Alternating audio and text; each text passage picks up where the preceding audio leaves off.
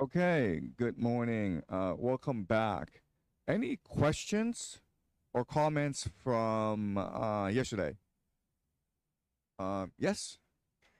Uh, yeah, I did I got went down a rabbit hole about Ulysses, and it's rife in the academic sources about like nobody really agrees on what Ulysses is doing in there and why. All academics seem to be contingent on this. Um, he's in the realm of false counselors, and he went on the boat trip and convinced his men we need to go to the end of the world.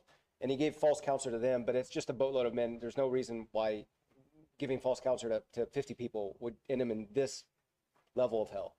And when the few places that they seem to be in agreement on is that through Homer and then Virgil's Aeneid and then Dante's Inferno, he ends up to Dante himself. He's essentially giving counsel to the ages on go beyond your means. Have this, what is it? Um, this godlike pride to go beyond God's limits, like what Adam ends up doing. Um, and some academics have him as like he's suffering for Dante's sin because Dante has this arrogance that you keep speaking about, Yeah. and so they find certain points in the canto to really point that out. But I thought it was important because I had a college professor who spoke about Lord Alfred Tennyson's poem on Ulysses, Right. and it finishes with Ulysses is an old man, and he's sitting with his son Telemachus, and he's like, "Oh, I'm so sad." And the final line is, "I'm made weak by time and fate, but strong in will to strive, to seek, to find, and not to yield." And Tennyson is essentially doing what Homer has done, which is like maybe there's some nobility in both, but you're sitting next to your son who you've abandoned your whole life, man. Yep. Like appreciate your son and quit going on out. And um, this college professor brought it up because that final quote would be on pictures on students' walls with like the moon landing and stuff, and students were like, "Yeah, get it? Like always go out, go beyond your means, be Victor Frankenstein." And he's like, humanity's taking the wrong message that everybody has been trying to tell us now, and so it's effective. Dante puts him there because he essentially is a false counselor to all of humanity up till today. Right. Okay. All right. So that's really interesting. So let me make some comments. First of all, Ulysses is there where he has been punished, not because he sailed away from his family. It's because of the Trojan horse, right? So he counseled the Greeks to devise the Trojan horse, and that's what he's punished for, and that's pretty explicit in the Divine Comedy. That's point one. Okay, not for misleading his men to their deaths, but for advising the Greeks to use the Trojan horse, which destroyed Troy, and they are the ancestors to the Romans. That's point one. Point two is like what we need to remember is that at this time in history, Dante does not have access to Homer. He knows Ulysses through the Iliad, because in the Iliad it says explicitly that Ulysses advised the Greeks on the Trojan horse, him and Diomedes, and that's why they're suffering together. Point three is that if you actually read Homer's Odyssey, it's a very different take on Odysseus. I've taught the Odyssey, and the Odyssey is ultimately not about a journey outward, but a journey home to his family. And he comes home and he realizes that what really matters is family, and it's a family reunion. So it goes counter. It's really interesting, but it goes counter to the popular Western narrative that Ulysses, he is a romantic wanderer or explorer. What I should have done is actually taught Homer, then taught Virgil, then taught Dante, because it's a straight legacy. Okay, Virgil is responding to Homer, and then Dante is responding to Virgil. And what's really interesting is that Dante never read Homer, because at this time you can't access the Greek. But Homer and Dante agree on everything. So it's almost like Dante's the second coming of Homer. So it's really interesting that way. May, Okay. Yes. Maybe Virgil intentionally tried to make Homer and the Odyssey look bad because he wanted to kill the Greek culture, right? So he wanted to replace it with the Roman culture, and so he talks bad about the Odyssey and Exactly. And this is something we'll go more into later on. But remember from last class, we talked about how the counterfeiter was arguing with Sinon, the man who tricked the Trojans into letting in the Trojan horse. They were arguing who is worse. And it was Virgil who created Saint Sinon, right? So basically, if you think about it, if you just use your imagination, there's a counterfeiting of coin, and then there's a counterfeiting of poetry, right? So what he's really saying is, okay, Master, I'm saying to Sinon, hey, maybe I counterfeited coin, but you counterfeited someone's poetry. You plagiarized someone's poetry. Isn't that much worse than counterfeiting coins? Because at this time in history, remember, counterfeiting coins is a really serious crime, especially in Florence, because they're very proud of their currency, which is considered pure gold, right? So we'll go back that section, but yeah, that's a good point. Okay, any more points? Yes. So last night I was reading a journal entry by Manly P. Hall, Right. Yes. and it's just They're his, cultists. yeah, and it's his commentary on the Divine Comedy. And what I thought was interesting, relating to the question we discussed towards the end of class about why is hell frozen and it's not moving, is he separately, not related to that question, says, and I quote, "Motion or desire or restlessness is the unsatisfied impulse of all creation to reach identity with the divine. Motion must continue until no interval remains between consciousness and the infinite." And then a few sentences later says, "Man is the self moved by the power of will and desire." So if we think of then hell again, if there's no movement and it's all frozen, then surely that implies that it's because we're so deep in the inferno that there is so little will and desire, and you're so far from connecting with the divine. Yeah, exactly. They basically given up on themselves, right? So it's really interesting, and I'll point out that occultists do read Divine Comedy literally. Like they really believe that Dante had a near-death experience, or he had visions of the afterlife, and they do take him literally. And today we will go into demonic possession, which is something that they're really concerned about, right? Is it possible to be possessed by angels and demons? And Dante refers to this in Inferno, and we'll discuss this in depth, okay? But yeah, the occult is really important idea. Occultists love Dante. Yes?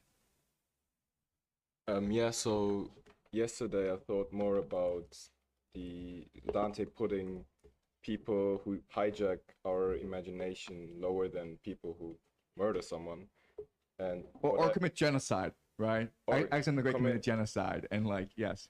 And so what I don't understand is that does murdering not kill someone's entire capacity to imagine anything, because you can't imagine if you're in hell or in paradise, right? Like you can't, because you don't have a body and you don't have worldly experiences, so you can't imagine at all. And if you hijack the imagination, okay, but you can still get your imagination back if it's hijacked, right? But you can't get it back if you dead.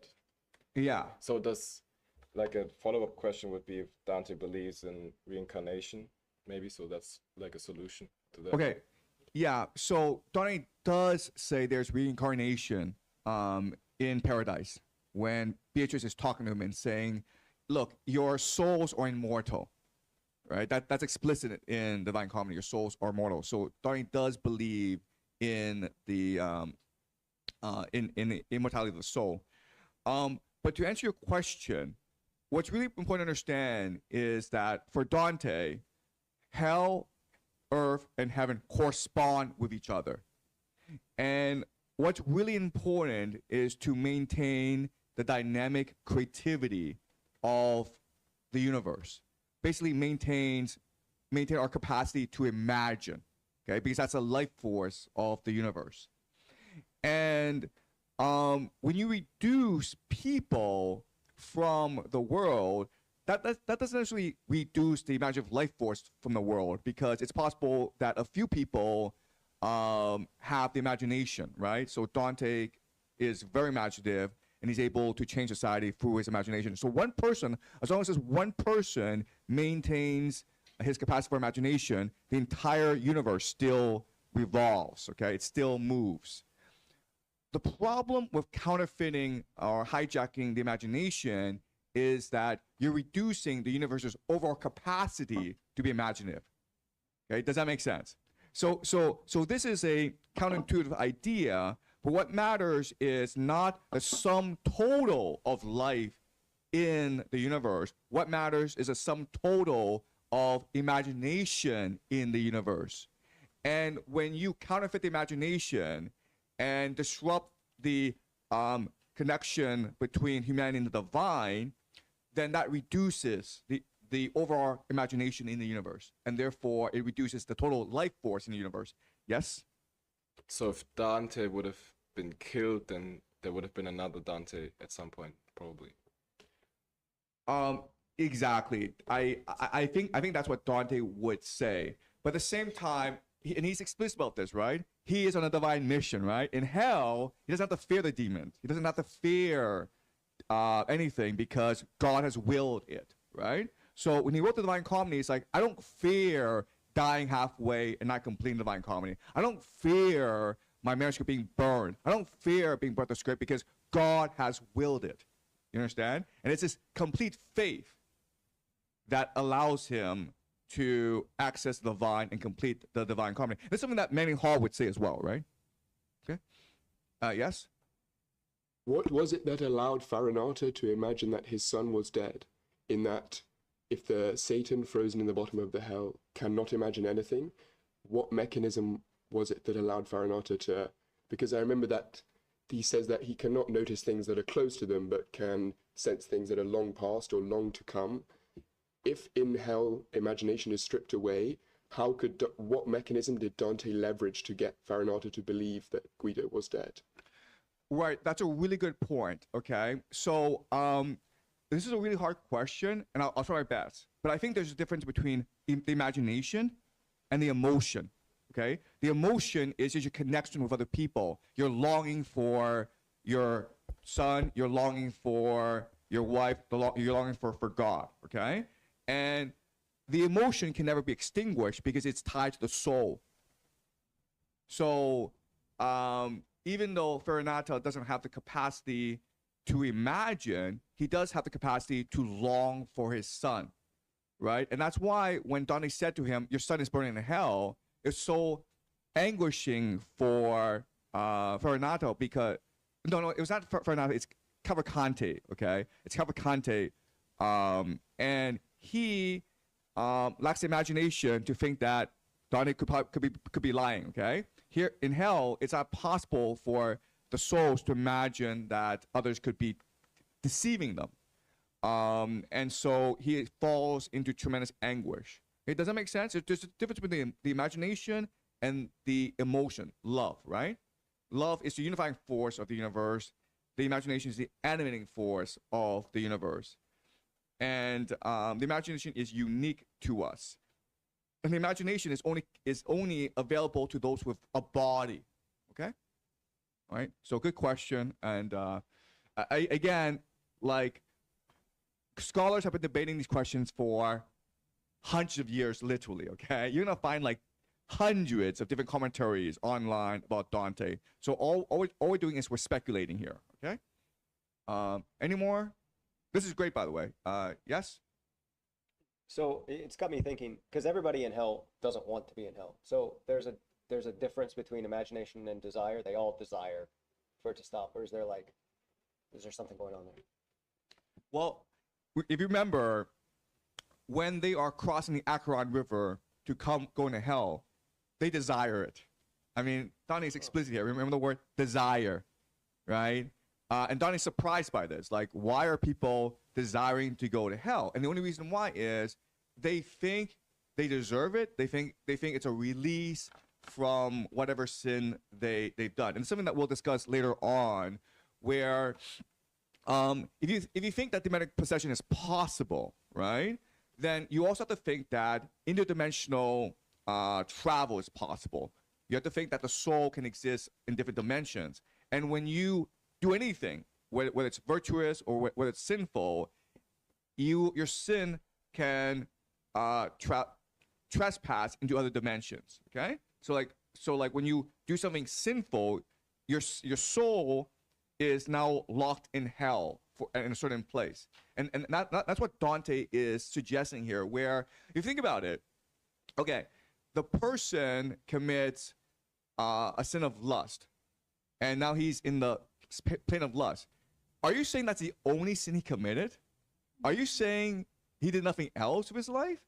But what I think Dante is suggesting is like the sin, it corrupts a soul in a certain way so that the soul is trapped in a certain plane of hell. But to understand that, you need to also believe in the infinite dimensions of the soul and the fact that the soul exists across infinite dimensions. And whatever you do, the soul becomes more anchored in a certain dimension, if that makes any sense. Okay? And again, if you read many Hall in the Occultist, he does go into this. Okay? Okay, great. Yeah. Okay, let's continue, please. Okay? We're at Canto 32.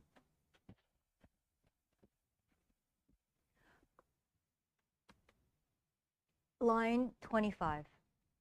The Danube where it flows in Austria, the dawn beneath its frozen sky, have never made for their course to so thick a veil in winter as there was here, for had Mount Tabernic or Pietrapanus mountain crashed upon it, not even at the edge would it have creaked. And as the croaking frog sits with its muzzle about the water in the season when the peasant woman often dreams of gleaning, so livid in the ice, up to the place where shame can show itself, were those sad shades whose teeth were chattering with note like storks. Each kept his face bent downward steadily. Their mouths bore witness to the cold they felt, just as their eyes proclaimed their sorry hearts. When I had looked around a while, my eyes turned toward my feet and saw two locked so close the hair upon their heads had intermingled. Do tell me, you whose chests are pressed so tight, I said, who are you? They bent back their necks, and when they'd lifted up their faces toward me, their eyes, which wept upon the ground before, shed tears down on their lips until the cold held fast the tears and locked their lids still more. No clamp has ever fastened plank to plank so tightly, and because of this they butted each other like two rams, such was their fury. And one from whom the cold had taken both his ears, who kept his face bent low, then said, why do you keep on staring so at us? If you would like to know who these two are, that valley where Vicenzio descends belonged to them and to their father, Alberto. They came out of one body, and you can search all Caina. You'll never find a shade more fit to sit within this ice. Not him who, at one blow, had chest and shadow shattered by Arthur's hand, and not Boccaccia, and not the sinner here who so impedes my vision with his head. I can't see past him. His name was Sassol Mascaroni. If you're Tuscan now, you know who he has been. Unless you keep me talking any longer, know that I was Commission de Pazzi. I'm waiting for Carlino to absolve me. And after that I saw 1,000 faces made dog-like by the cold, for which I shudder, and always will when I face frozen fords. And while we were advancing toward the center to which all weight is drawn, I, shivering in that eternal cold shadow, I know not if it was will or destiny or chance. But as I walked among the heads, I struck my foot hard in the face of one. Weeping, he chided them, why trample me if you've not come to add to the revenge of Monteperti? Why do you molest me? And I, my master, now wait here for me, that I may clear up just one doubt about him, then you can make me hurry as you will. My guide stood fast, and I went on to ask of him, who still was cursing bitterly. Who are you that rebukes another so? And who are you who go through Antenora striking the cheeks of others? He replied, too roughly, even if you were alive. I am alive and can be precious to you if you want fame, was my reply, for I can set your name among my other notes. And he to me, I want the contrary. So go away and do not harass me. Your flattery is useless in this valley. At that I grabbed him by the scruff and said, you'll have to name yourself to me or else you won't have even one hair left up here. And he to me, though you should strip me bald, I shall not tell you who I am or show it, not if you pound my head 1,000 times. His hairs were wound around my hand already, and I had plucked from him more than one tuft while he was barking and his eyes stared down, when someone else cried out, what is it, Baka? Isn't the music of your jaws enough for you without your bark? What devil's at you? And now I said, you traitor bent on evil, I do not need your talk, for I shall carry true news of you, and that will bring you shame. Be off, he answered. Tell them who you like, but don't be silent if you make it back about the one whose tongue was now so quick. Here he laments the silver of the Frenchman. I saw, you then can say, him of Duera, down there where all the sinners are kept cool. And if you asked who else was there in ice, one of the Beccaria, and beside you he had his gullet sliced right through by Florence.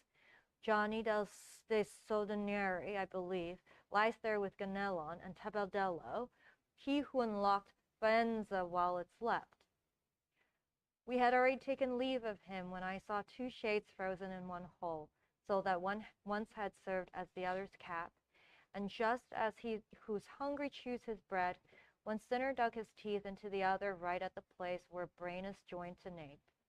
No differently had Titius gnawed the temples of Menalopus out of indignation than this one chewed the skull and other parts. O you who show with such bestial sign your hatred for the one on whom you feed, tell me the cause, I said. We can agree that if you quarrel with him is justified, then knowing who you are and what's his sin, I shall repay you yet on earth above, if that with which I speak does not dry up. Okay, all right. So we are in the final circle of hell, and it's a completely frozen lake where everyone is submerged in the lake and just freezing. They can't move. They can only feel pain. And there are also divisions within this lake, and they're given different names, and they are ranked according to what they betrayed, okay? So at the outer layer, there's the betrayal of family. So basically two brothers who killed each other, okay? Betrayal of family. Okay? Then as you go further down, there is the betrayal of country. Okay? So the example is Bocca. And who is Bocca? Bocca is someone who fought for the Florentines with Dante, but he was not loyal to the Florentines, and at a battle, a crucial battle between the Guelphs and the Ghibellines, he betrayed the Guelphs by cutting off the hand of the standard bearer, okay? The standard bearer, if you know your medieval battles, the standard bearer is essentially like captain of the flag or the king in the game of chess, right? The standard bearer is what gives direction, hope, and focus to the army. So this caused the Guelphs to lose a major battle, okay? And that's why Bocca is being punished. And Dante recognizes him and demands that he speak up. Bocca's like, no, I'd rather be forgotten, okay? So lower down is the betrayal of country. Then you have the betrayal of friends. And then you have the betrayal of guests. Okay? So again, the thing with Divine Comedy is it's full of paradoxes. And if you actually look at this, you would think that it would be the opposite, right? Like betrayal of guests would be the least punished, and the most punished would be betrayal of family, because family is tied together by blood. So what's going on here? Why would Dante construct his ninth circle of treachery in such a manner? Okay, what's the criteria that he's using to judge the sin. Yes? I think it's about how it reflects to the universe. So if you betray a family, it only concerns yours, whereas a guest can really concern anyone on Earth. And Yes. so it disrupts trust. Yes. Thank you. Yes? I think in the Middle East as well, like in Iran or like in Israel, I guess, to treat a guest, you have to put up the best hospitality. It's because it's stranger. I think it's underlying the same principle. Colin? Well, I think you have a great idea, but I'm not sure if that was the case. I feel like friends would be a smaller circle than country, and so those two circles would be the opposite. And so maybe we could work that into the new theory. Will, right? You choose Yes. because you don't choose your family. You might not even choose the country you're Yes. born on, but you choose your friends and you invite your guests. Exactly. Yes. I think I like the reflection idea, and it's about what is contrary to the nature of the universe. And as humans with bodies, we are guests. So he's asking, what would God really never do? Of course, he would never betray these other groups, but they are all subsumed within the group of guests under God. So it's really the major violence against God is against guests. Okay. Great. Okay. Yeah. So I think everyone's right. Okay. So to summarize, it's the idea that we have responsibility to protect love and the imagination in the universe, okay? Without love, there can be no imagination. Love is based on trust. So the more trust you create in the universe, the greater the capacity for love in the universe, therefore the greater capacity for imagination. Again, the idea of free will, where we all have a choice whether or not to enter in a contract, right? The idea of a social contract. We choose to enter a social contract. And what's really important is to honor those social contract. The thing about family is you don't choose to enter in a social contract. You're just stuck with a family, okay? You don't choose your country. You're stuck with your country. But you do choose your friends, and you do choose who to invite into your household, okay? And also, what's really important is the idea of guests. Like the iron law of most society is to treat guests with hospitality. This is true for most of human history, not just the Middle East, okay? Anywhere in the world. Okay? You don't really appreciate this, but at this time, if a stranger comes from far away, you have an urgent responsibility to treat him with the most utmost respect, okay? Nowadays, you're like, whoa, immigrants, let's kill immigrants. No, no, no. Immigration for most of human history was really rare. And what was much common was just the traveler, right? And so if you saw a traveler, you had to treat that person with utmost respect and hospitality. And the reason why is, well, if you killed that person, then no one could ever travel, right? No one could ever explore. And in the Greek mythology, in the Greek society, what they believed that every guest could potentially be a god in disguise. So to kill a guest would be to upset the gods themselves, okay? And so, did you have a question or comment? Yeah. So what's then even worse probably is that if you're a guest, you disrespect the host, because that's what Paris, for example, did when he was a guest in Greece and then he stole Helen, or when the Greeks were basically guests in Troy and then they destroyed Troy. Yes, exactly. Yes. That's a really special case. This is something I never really thought about, where the guest purposefully betrays the host.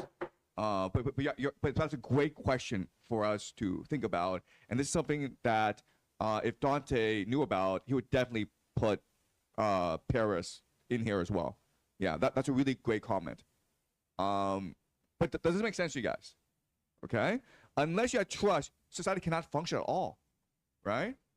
I mean, think about how you like for example, the most basic thing is you often settle disputes, right? If there's a war going on, you would invite the opposing general for a dinner, right? And like if you just kill the general, like there could be no reconciliation, there could be no mediation, right? So this idea of like honoring guests, it's an iron law throughout all human society. Okay, it's true in China, it's true everywhere, right? And the reason why is that if you didn't have this law, society just could not function, okay? There could be no basis for any contract. Okay. All right. So that's what's going on here. All right. Let's keep on going.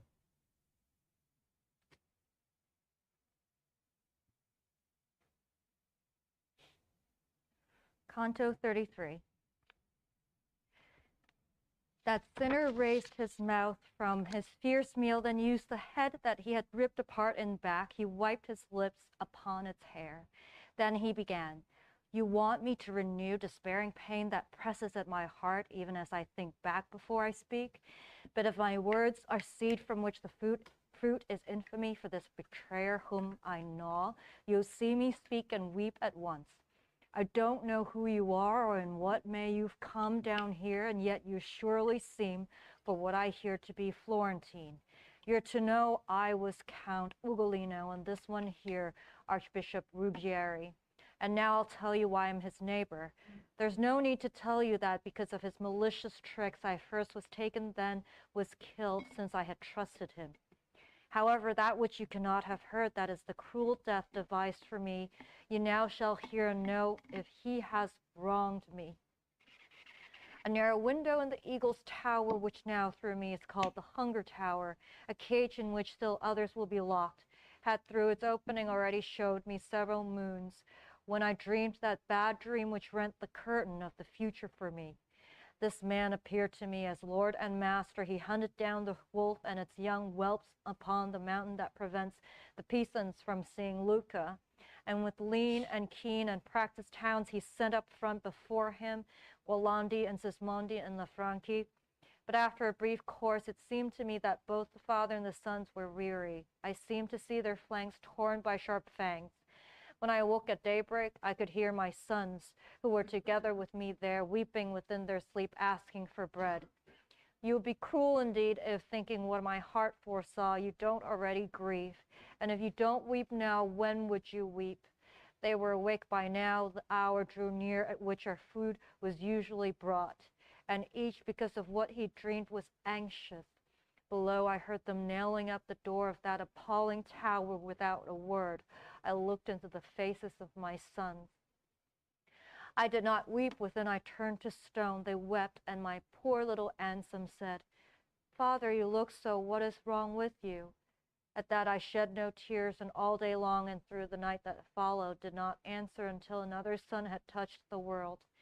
As soon as a thin ray had made its way into that sorry prison, and I saw reflected in 4 faces my own gaze, out of my grief I bit at both my hands, and they, who thought I'd done that out of hunger, immediately rose and told me, "Father, it would be far less painful for us if you ate of us, for you clothed us in this sad flesh.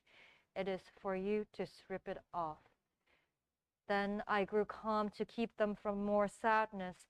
Through that day and the next we all were silent. O hard earth, why did you not open up? But after we had reached the 4th day, Gatto, throwing himself outstretched down at my feet, implored me, "Father, why do you not help me?" And there he died, and just as you see me, I saw the other 3 fall one by one between the 5th and the 6th, at which, now blind, I started groping over each. And after they were dead, I called them for 2 days, then fasting had more force than grief. Okay. All right. So the story is at this time in history, Count Ugolino is one of the most famous Italians. He is a great military strategist of Pisa.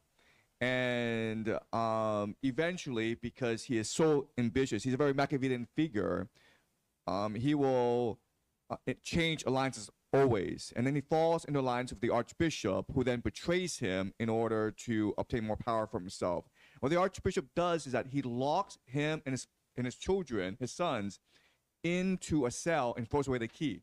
They don't know this, but no one's coming to them and giving them food, so they're just starving to death. And the urban legend is that Count Ugolino cannibalized his children in order to keep himself alive. First of all, we discussed the idea of symmetry in the Divine Comedy, okay? Do you guys know, and this is like the second last canto, the penultimate canto, right? what is the penultimate canto in Paradise that mirrors this? Do you guys remember? And that's what's brilliant about Dante. He's always doing symmetry in order to excite your imagination. So here, this is the father cannibalizing his children. You guys remember in the penultimate canto of Paradise, what the issue was there? What they were talking about in the penultimate canto of Paradise, basically Paradise 32. What did we spend a lot of time discussing? Like the babies in heaven. Yes, do you see the symmetry here, right?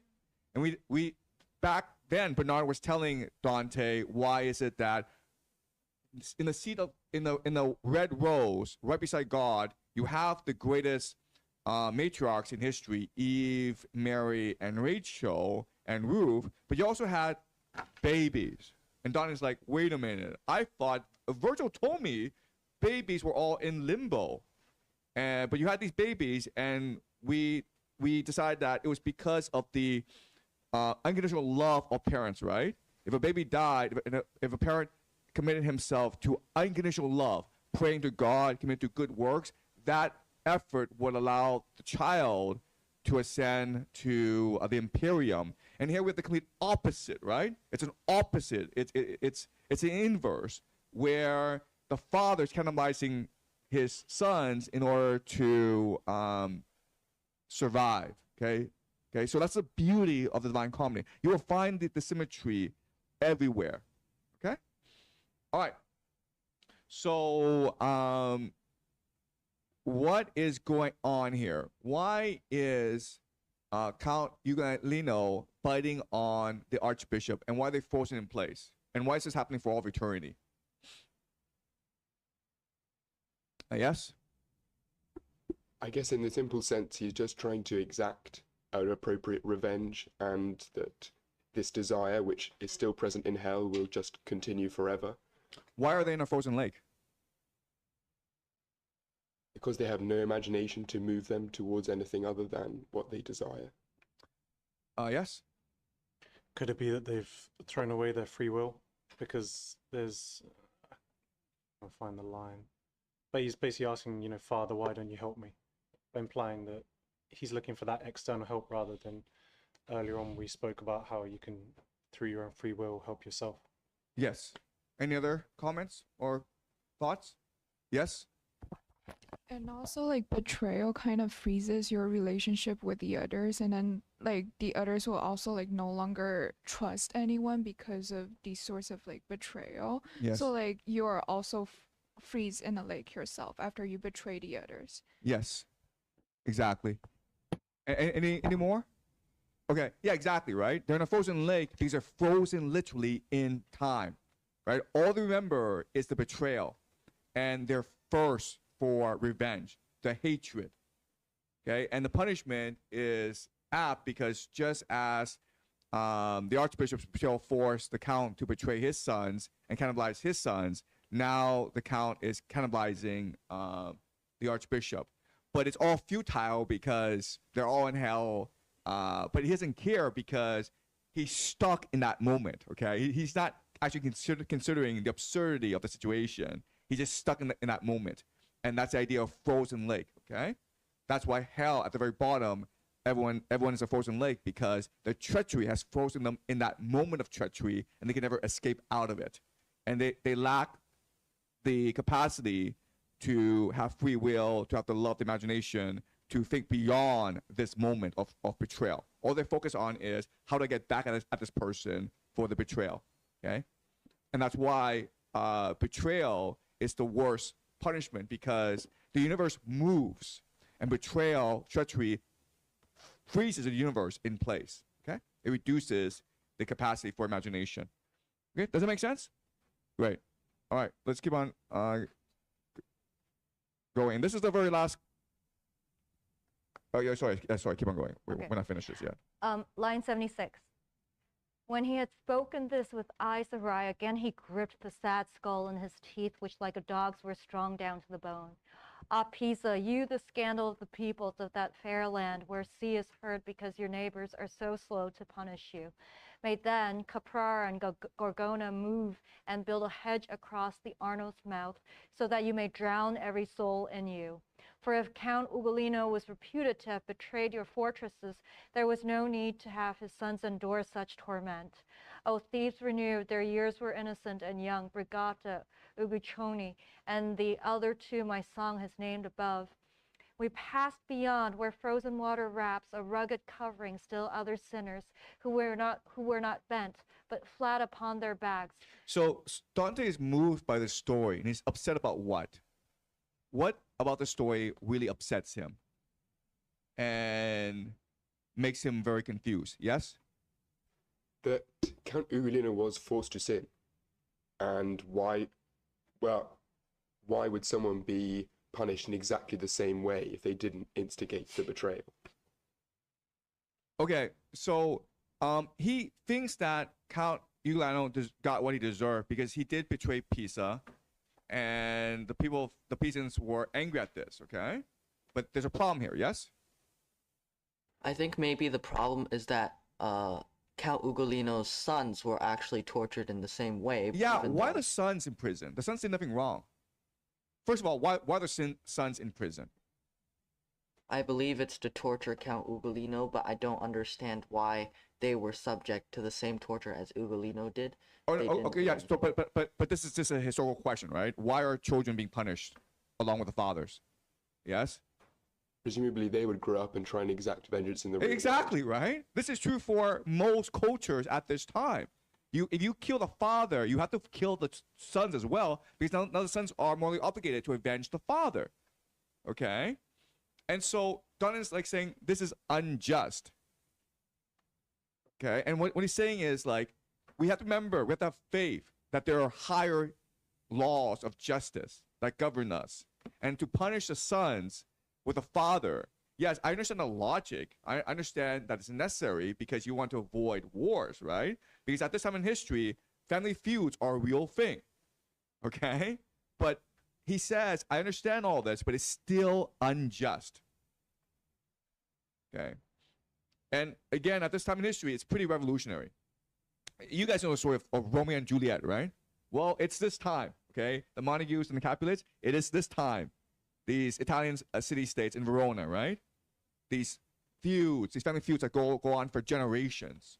Okay, it is this time in history. Okay, let's keep on going. Line 94. Their very weeping there won't let them weep, and grief that finds a berry in their eyes turns inward to increase their agony, because their first tears freeze into a cluster, and like a crystal visor fill up all the hollow that is underneath the eyebrow. And though because of cold my every sense had left its dwelling in my face, just as a callus has no feeling, nonetheless I seemed to feel some wind now, and I said, my master who has set this gust in motion, for isn't every vapor quenched down here? And he to me, you soon shall be where your own eye will answer that when you shall see the reason why this wind blasts from above. And one of those sad sinners in the cold crust cried to us, O souls who are so cruel that this last place has been assigned to you, take off the hard veils from my face so that I can release the suffering that fills my heart before lament freezes again. To which I answered, if you'd have me help you, then tell me who you are. If I don't free you, may I go to the bottom of the ice? He answered then, I'm Fra Alberigo, the one who tended fruits in a bad garden, and here my figs have been repaid with dates.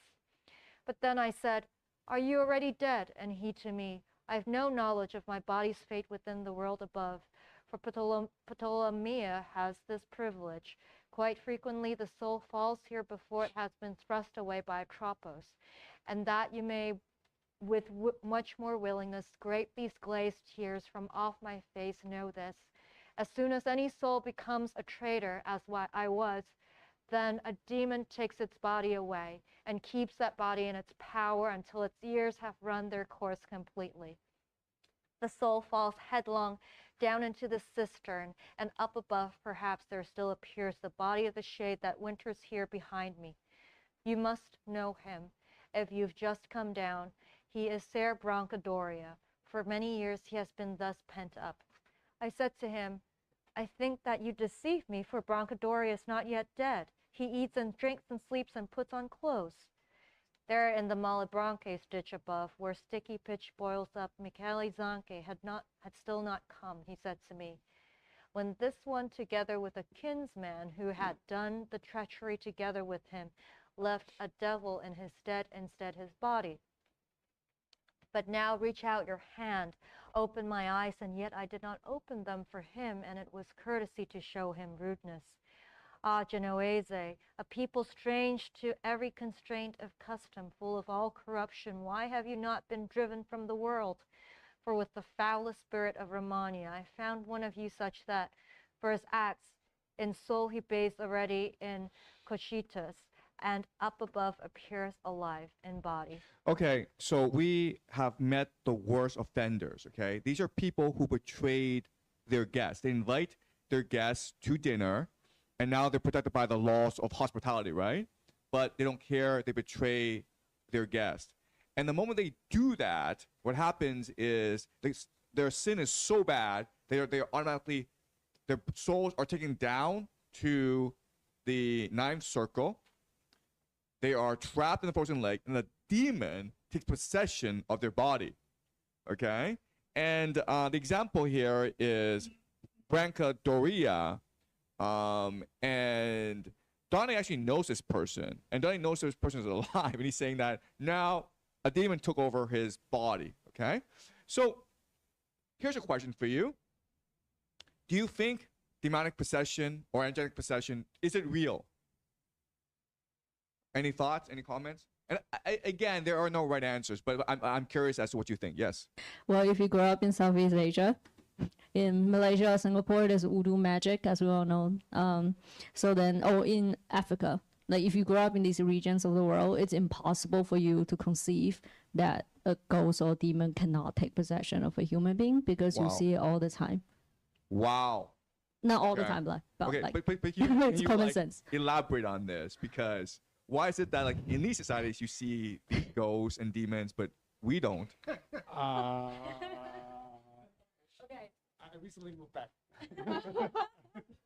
But okay, so because I think it's because of the religion of the local people, this kind of magical practices is a lot, especially in Malays, right? Like there's a thing like if you dig out a dead man's body and you take some liquid from his jar and you can make it into love potion.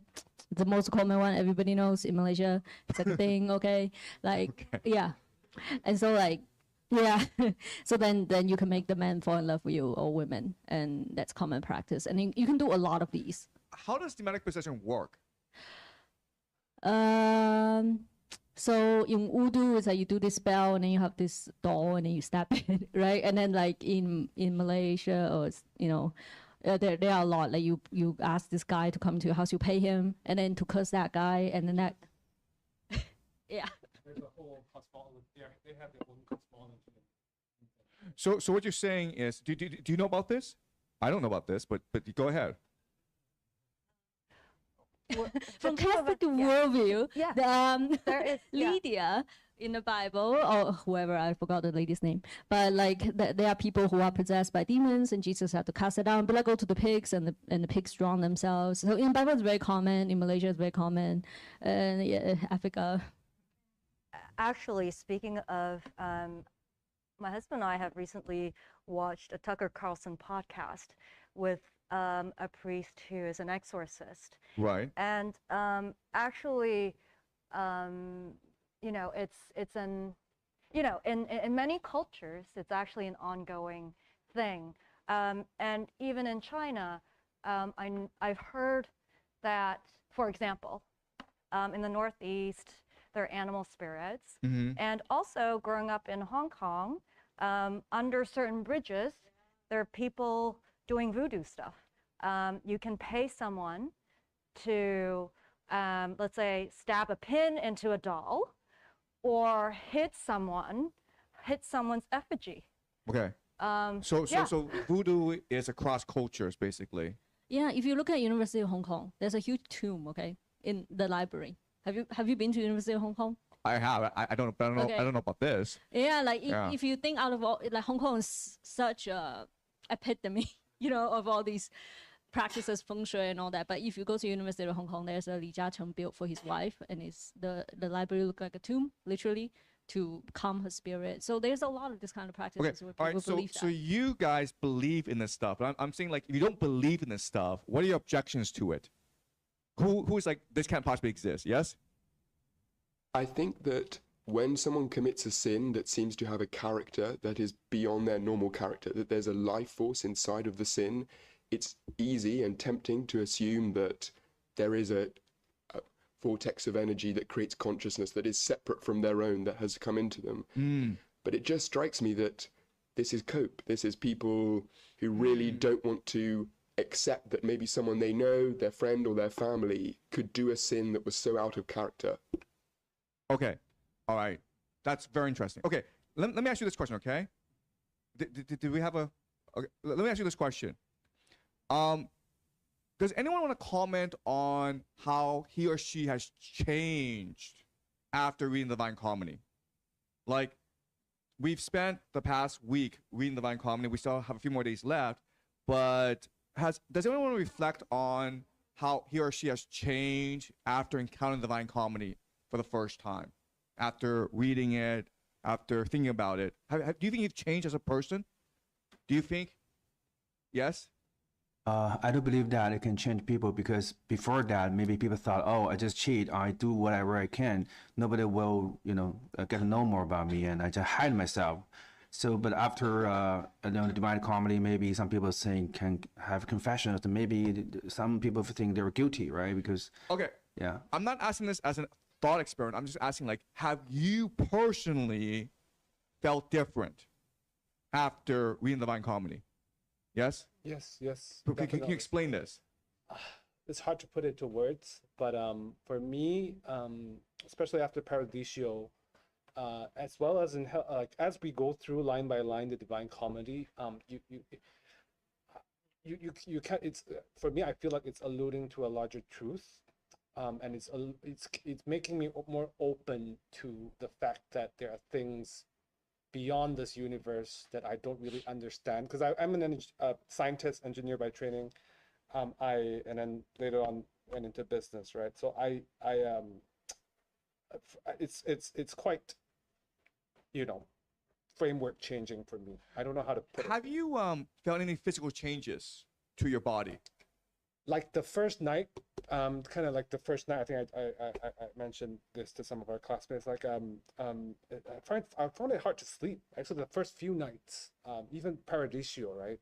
Supposedly this good thing, but I found it hard to rest as per my usual routine.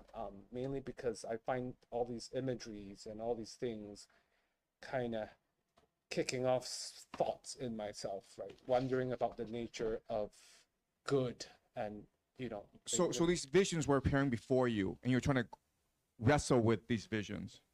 Okay, that's interesting. Similar to in hell, right? Like just you mentioned something about trying to square a circle, right? Like the fact that there's Muhammad in there, and there is things about sodomy and homosexuality, and like I find myself trying to answer questions that weren't there before, and like coming up with, oh, should I go talk to different people I know who are, so I don't know. I do think there is. I just don't know how to, Okay. Yes. I feel like there's way more awareness and consciousness about the people we meet, the people we love, and the people who loved us. And I feel like, first of all, it's very tiring. So every time, like, even though we have 4 hours of class, I feel like super tired at the end. Often take a nap. And also I felt in dreams, I thought of people that I forgot. And so you rethink about certain moments of your life and how it's linked to love. Wow. Especially. Well, that's beautiful. Thank you so much. So you're expanding your consciousness, your connection to the cosmos. Right. Okay. Anyone else have? This will sound extremely strange, but a lot of my lymph nodes started draining when I really studied the Divine Comedy. I think because my nervous system was really relaxing, and genuinely a lot of like waste product from my body was being expelled. Wow. Okay, so you felt some physical changes. Okay. Anyone else? Yes? Yeah, I kind of felt the same because I dreamed like a lot more frequently for these few days, and also like I kind of agree with what both of them said. I feel like I kind of re-examined my connection and relationship with the others, and then I kind of see like how it is so important to me that I have to cherish them, and also like at the same time I was kind of like an atheist before reading the Divine Comedy. Now I cannot say that I entirely believe that God exists, but I feel like I'm kind of like re-examining what I used to believe. Okay. Yeah. Great. Thank you so much. Any other? Yes. Similar to the other classmates, I think dreams have been a bit different Yes. in the last few weeks. Like I remember on the first day we read the Divine Comedy, I had like quite a vivid nightmare, and I don't really have nightmares very often. The only way I can try and understand it, I think, is usually in day-to-day life we don't really think about morality very much and its effect on us or others, so we're kind of numbed. But obviously in the last week or so, yeah, it's everyday thinking about things we don't usually think about, and maybe raising the consciousness. Okay, let me ask you this. Has anyone tried psychedelics in this class? Yes. Can you talk about your psychedelic experience? Well, first of all, what did you try? Psychedelic mushrooms. Okay, So a couple of times last year. So it wasn't like extreme, but still like enough to feel like some extra forces. So it's really about same thing, like social awareness. So you feel like positive and negative energy when you feel happy and loved close to your friends, and you feel really insecure in some environment that's like negative. So I want to confirm this, okay? Your psychedelic experience is very similar to you reading the Divine Comedy. It could be, but like it's really hard to compare, and I think like you can't reach this level of awareness just by reading or meditation. Like it's really like physical, visual, and about love. Like it's really strong, and you can't like there's 100% chance you feel something with this experience, whereas by reading it's maybe like a couple percent, but a bit, but it's hard to compare. Like I actually would differ on that because I've also done transcendental meditation when I was a child, and I had a similar experience with Jay, which is one night I had a vision. I haven't had a vision for a long time, since I was younger. So, and I've done other mind-opening things. So I would say they're different in every way. It's just that there's something precious or different about the reading and going through this journey. Yeah. So my argument would be, well, that's because you have not fully read Divine Comedy, right? We're just scratching the surface. If you really commit to it, maybe it'd be similar. But did you want to share your experience? Yeah, I have to agree with against you, or the end point of a lot of like mushroom trips, maybe less for LSD, is basically the message of this. Yes. Where like, imagine if this is crystal clear, your own revelations at the end of a trip are like slight flaws in a crystal. So it's your personality rewriting the truth that is contained here. And so it's very strange that when you really try to unlock your brain, this is the kind of message that you end up with. Yeah, this is like really strange. Yeah. Let me ask you guys, let me ask you another question. Has anyone had an intense religious experience? Okay. Yes. Can you explain to us your intense religious experience? Just in your life, like if you go to church. Yeah, there was definitely one. That's what made me actually converted to Christianity. So after I went to Malaysia when I was 12, I lived in a pastor's family, and just like 2 years after that, I wasn't convinced about Christianity. I was like, oh, it's cool. Bible stories are awesome. And then there was 1 month where I had nightmares every night, where I had this visits from hell, basically. And I'm afraid to go to bed every night because I know what's waiting for me in my dreams. And there was nothing traumatic happening in my life. There was no exam stress. There was no, and then I was just terrified. And then my pastor dad and mom were like, well, read the Bible verse out loud in your room and recite it. And that was the only night I didn't have nightmare. And the girl next to me, poor thing, she had a nightmare and that was really gruesome. She said, did you leave your room and come to my room now? I'm like, I'm so sorry. Maybe I shouldn't have read the Bible out loud. My bad. And then so that kind of really convinced me of like hell existed, and like, so I had to scream the name of Jesus to get out of that nightmare. And then from that, whole month of torture is over. Like, if anybody swear to me, like, oh, there's no God in the world, I'm like, fuck you. Like, come to my life, be in that month, and then like explain to me why is there all these crazy things that just make me, not being able to not believe there's no spiritual world. So let me confirm what you're saying. You're in Malaysia, and there's a lot of voodoo magic in Malaysia, so it's possible there are lots of these spirits roaming around. Yeah. And these spirits were literally like knocking your door. But once you found some incantations, like, some Bible verses, it changed your energy field as though to create a force field around of you. protection. To protect you. That's And really I went to the next girl's room and she was like, Anna, I never had a nightmare ever in my life. And last night you did have the nightmare. I do now. I'm so sorry. Maybe, that ghost left me and went to your room. Sorry. Okay. So then the question is, why does this happen? Why is it like when you read the Divine Comedy, you have these dreams? And why is it like even your body physically changes? Why? Yes? I could see this as a priming. So in psychology, there's something called priming, where you put something into your mind. And so to have these words by reading about love, will, and hope, it like just, so you have these words, and so in every interaction you have, you think of this.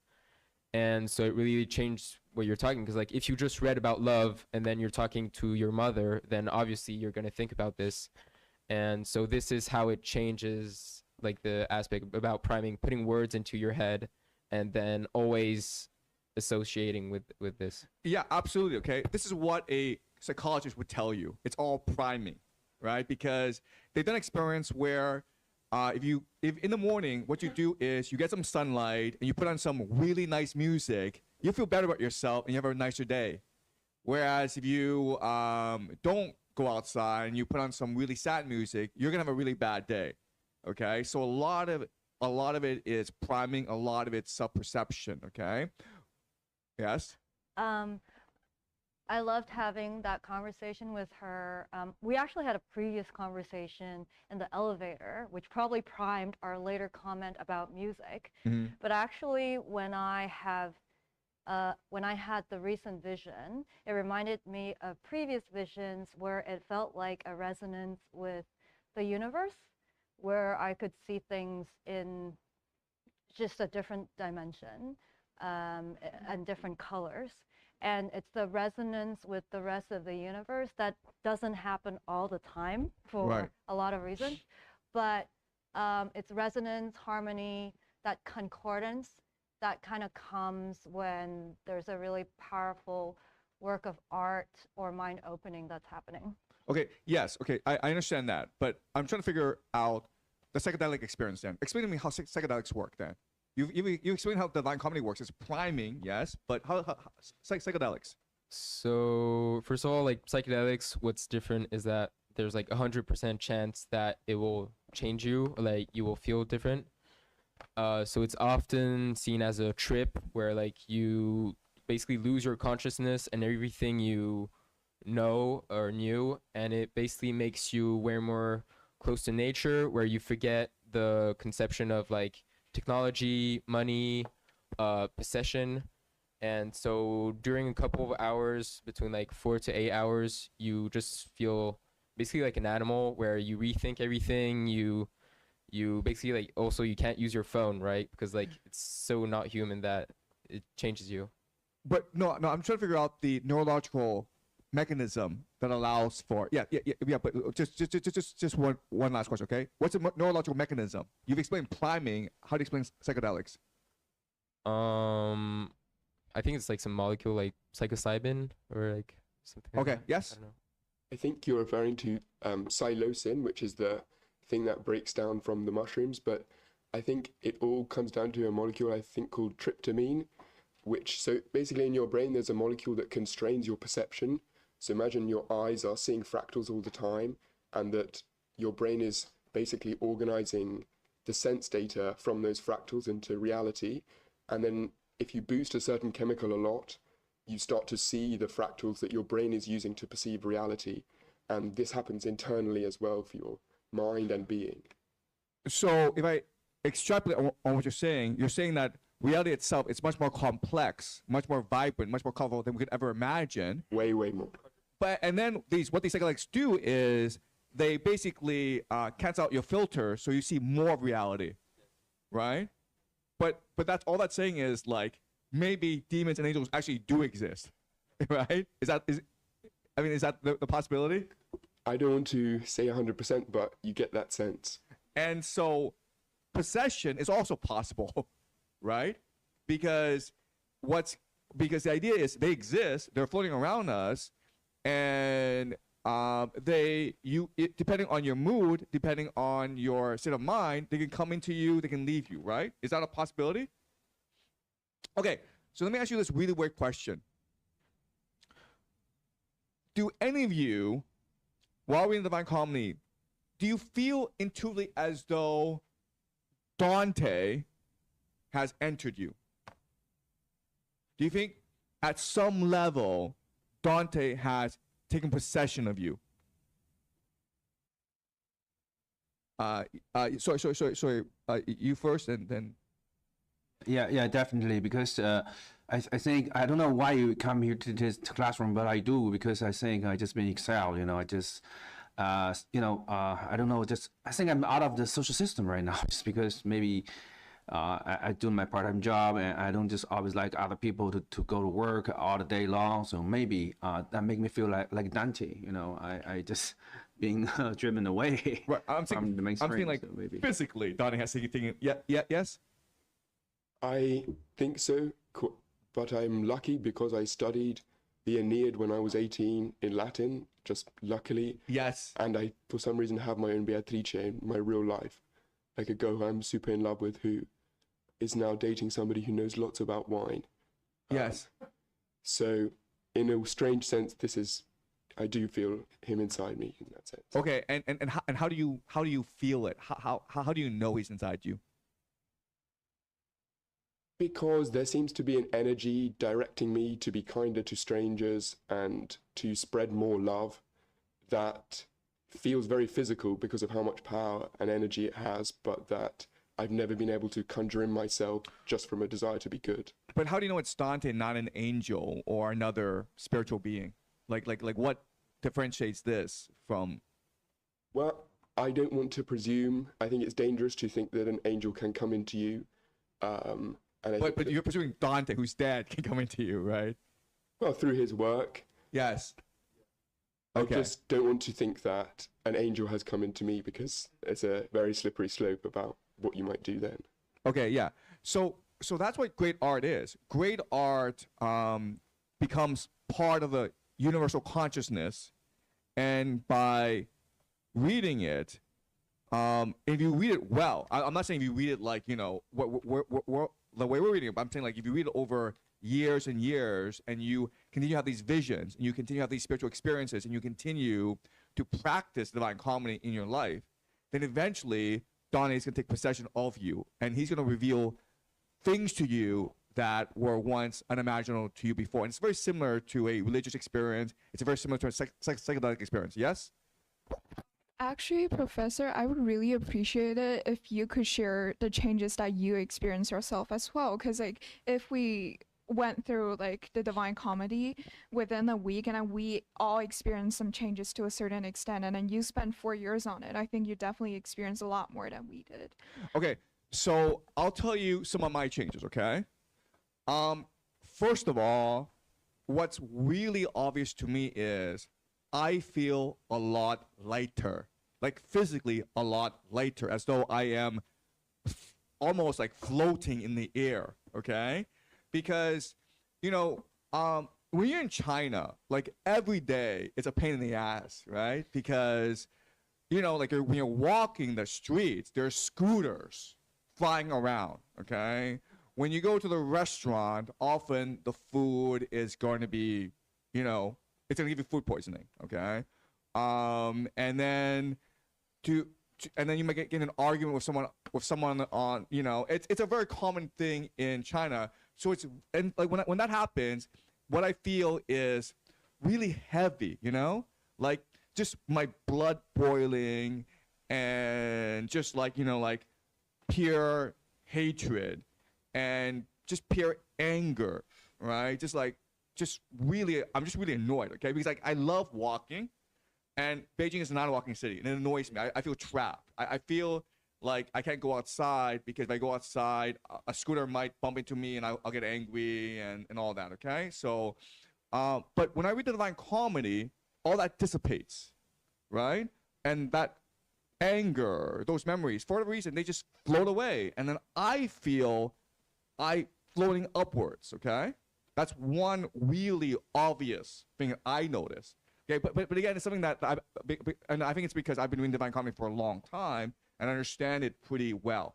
Okay, but so I'm saying like if you do read the Divine Comedy over time, I'm pretty sure you'll feel the same thing where you feel yourself lighter. It's almost like you're lifting yourself up to the heavens. It's almost like you can actually access the heavens yourself. Okay, that's one.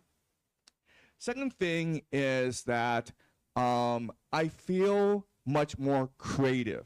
I feel much more imaginative, right? So when you, in this class, when I teach, you can see I teach with imagination, right? I'm gonna propose ideas to you. I'm gonna propose situations to you that are really imaginative. And I think it's because as I am teaching, as I'm reading Divine Comedy, I have a cosmic connection with Dante. And Dante in the universe, it's feeding me visions, it's feeding me ideas. The difference between you guys and me is you've just started, so these visions are involuntary, meaning like they just come to you and you don't actually know what to make of them. But if you practice this for a long time, like I have, you're able to control these visions. You basically say, I need this vision in order to teach this canto well, and the vision comes to you automatically, okay? I know it sounds weird, but I have no idea what I'm teaching, what I will teach, okay? And then on the cab ride here, I know, okay? I know what I want to focus on. I know what I want to teach. It's all very inspirational, okay? That's the second thing. The third thing is that when you actually read Dante a lot, you feel a profound sense of purpose and mission, which is like my responsibility is to share Dante with the world to change the world for the better. You feel as though if I really, I have a special gift for understanding Dante, and I have a mission to spread this. And how do I know? Because I think Dante is smiling at me from the heavens. He's smiling at me, and he's like, "You're spreading my message of love, and thank you so much." So you feel a deep sense of mission, but you also feel a deep sense of gratitude, purpose, responsibility. And again, but like the ultimate sensation, and I'm not sure if you guys ever had this, is you feel really light. You feel as though you're flying, you know, and you feel as though you're ascending upwards. It's almost like transcendence, okay? Transcendent. You're being transcendent when you read the Divine Comedy. Yes? Psychedelics, I totally agree with the first two, but I think it still has a lack of will and purpose at the end. So you do feel like elevated. You care less about small things, about oh I'm late, Yes. or I don't have enough money or something. Like Yes. it really doesn't matter at all. You're connected to a way higher purpose. Yes. So you do feel lighter and creative, and you can direct your creativeness into, for example, me as a student learning. So you find new ways of learning and way more efficiently. But we do like the motion to actually do things, and yeah, it's really comparable. Yeah, that's really interesting. Thank you for that. Any more questions before we continue? Okay. All right. Okay. So we are going now to the ultimate canto of Inferno, like the last canto. Okay. But before we do that, I want us to use our imagination. Okay, so imagine we're in Hollywood and writing this movie, and we have the script already, and now we just have to figure out the ending, right? And the ending, of course, is we meet Lucifer. We meet Satan. This is the ending of Inferno. Okay? So I want to use our imagination and ask ourselves, if we are writing this movie, okay, first of all, how would we describe Lucifer? What is Lucifer? And like, how would we set the scene for the ending? Okay? And again, this is the ending. Right? So any suggestions? Come on, let's be creative. Let's channel Dante. Yes. Well, Look, I know we've read the ending, but I'm just saying, like, let's use our imagination. Pretend we have not. Okay. Yes. well, our initial big question is he tempting still, or is he pitiful? Exactly. Okay. So the big question is temptation, because that is what Satan does, right? He is going to meet Dante and say to Dante, I know you want to meet Beatrice, but let me tempt you with other things, right? Let me give you a beautiful woman. Let me give you riches. Let me give you a worldly kingdom, right? That's the most obvious thing you can do, right? Temptation.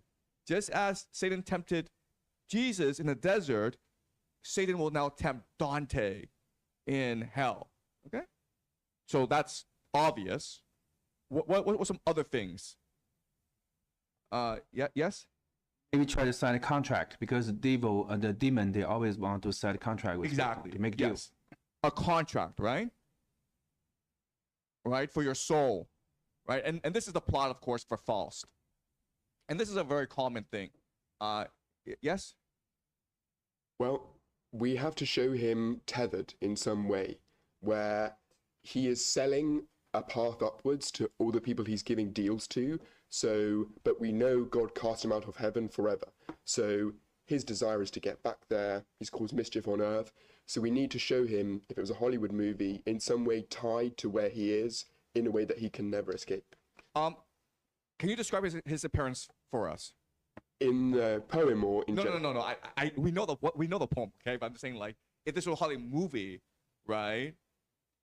How would he look like? Who would you cast to play Satan in this movie? An AI character.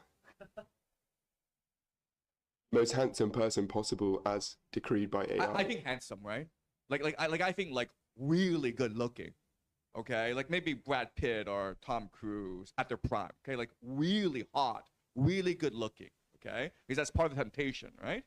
So beautiful, and in the Bible, not in the Bible, but like Christianity believes that Lucifer was a beautiful angel, right? The most beautiful of all the angels. So he has to be beautiful, right? And he has to be like really handsome and almost like a prince, right?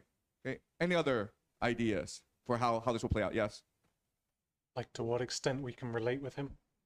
Like, can we understand how he got himself there, or do we just see him very... This is really good. Yes, sympathy, right? So Lucifer is going to tell us a story of how he was betrayed by God, right? You think I'm the betrayer, but God betrayed me. And this becomes a plot line for Paradise Lost. But yeah, no, we have to sympathize with Satan, because it's not just tempting Dante, he has to tempt us as well. He has to seduce us with his story. Yes. Anything else? One. I would imagine him as a shapeshifter, because, well, and it's part of temptation, because you kind of become whoever is the object of someone's desire. Yeah. Well, I would say he's a poet, right? Because that's what a poet is. A poet is a chameleon. Okay. A poet is always shifting words to please you. Okay. Lyrical. So when he speaks, it is the most beautiful poetry in the Divine Comedy. It's lyrical. It's poetry, and he's a chameleon. Yes. Thank you. Anyone else? Yes. Like very cunning or like lying like a snake. So like how the temptation happens in the Garden of Eden. It'll be like, Yes. did God really say this? Or like actually word by Yes. word, he didn't really Yes. say that. And then kind of debates with you and makes you Yes, kind yes. of believe He has to him. be. He has to be like. He has to provide logical syllogisms, right? Yeah. He has to convince you. Yes. Okay. Logically. And he will be yeah. very convincing, right? He'll use logic, just as in Paradise Lost, where Satan convinced Eve, right? It was a very logical speech. Okay. Anyone else?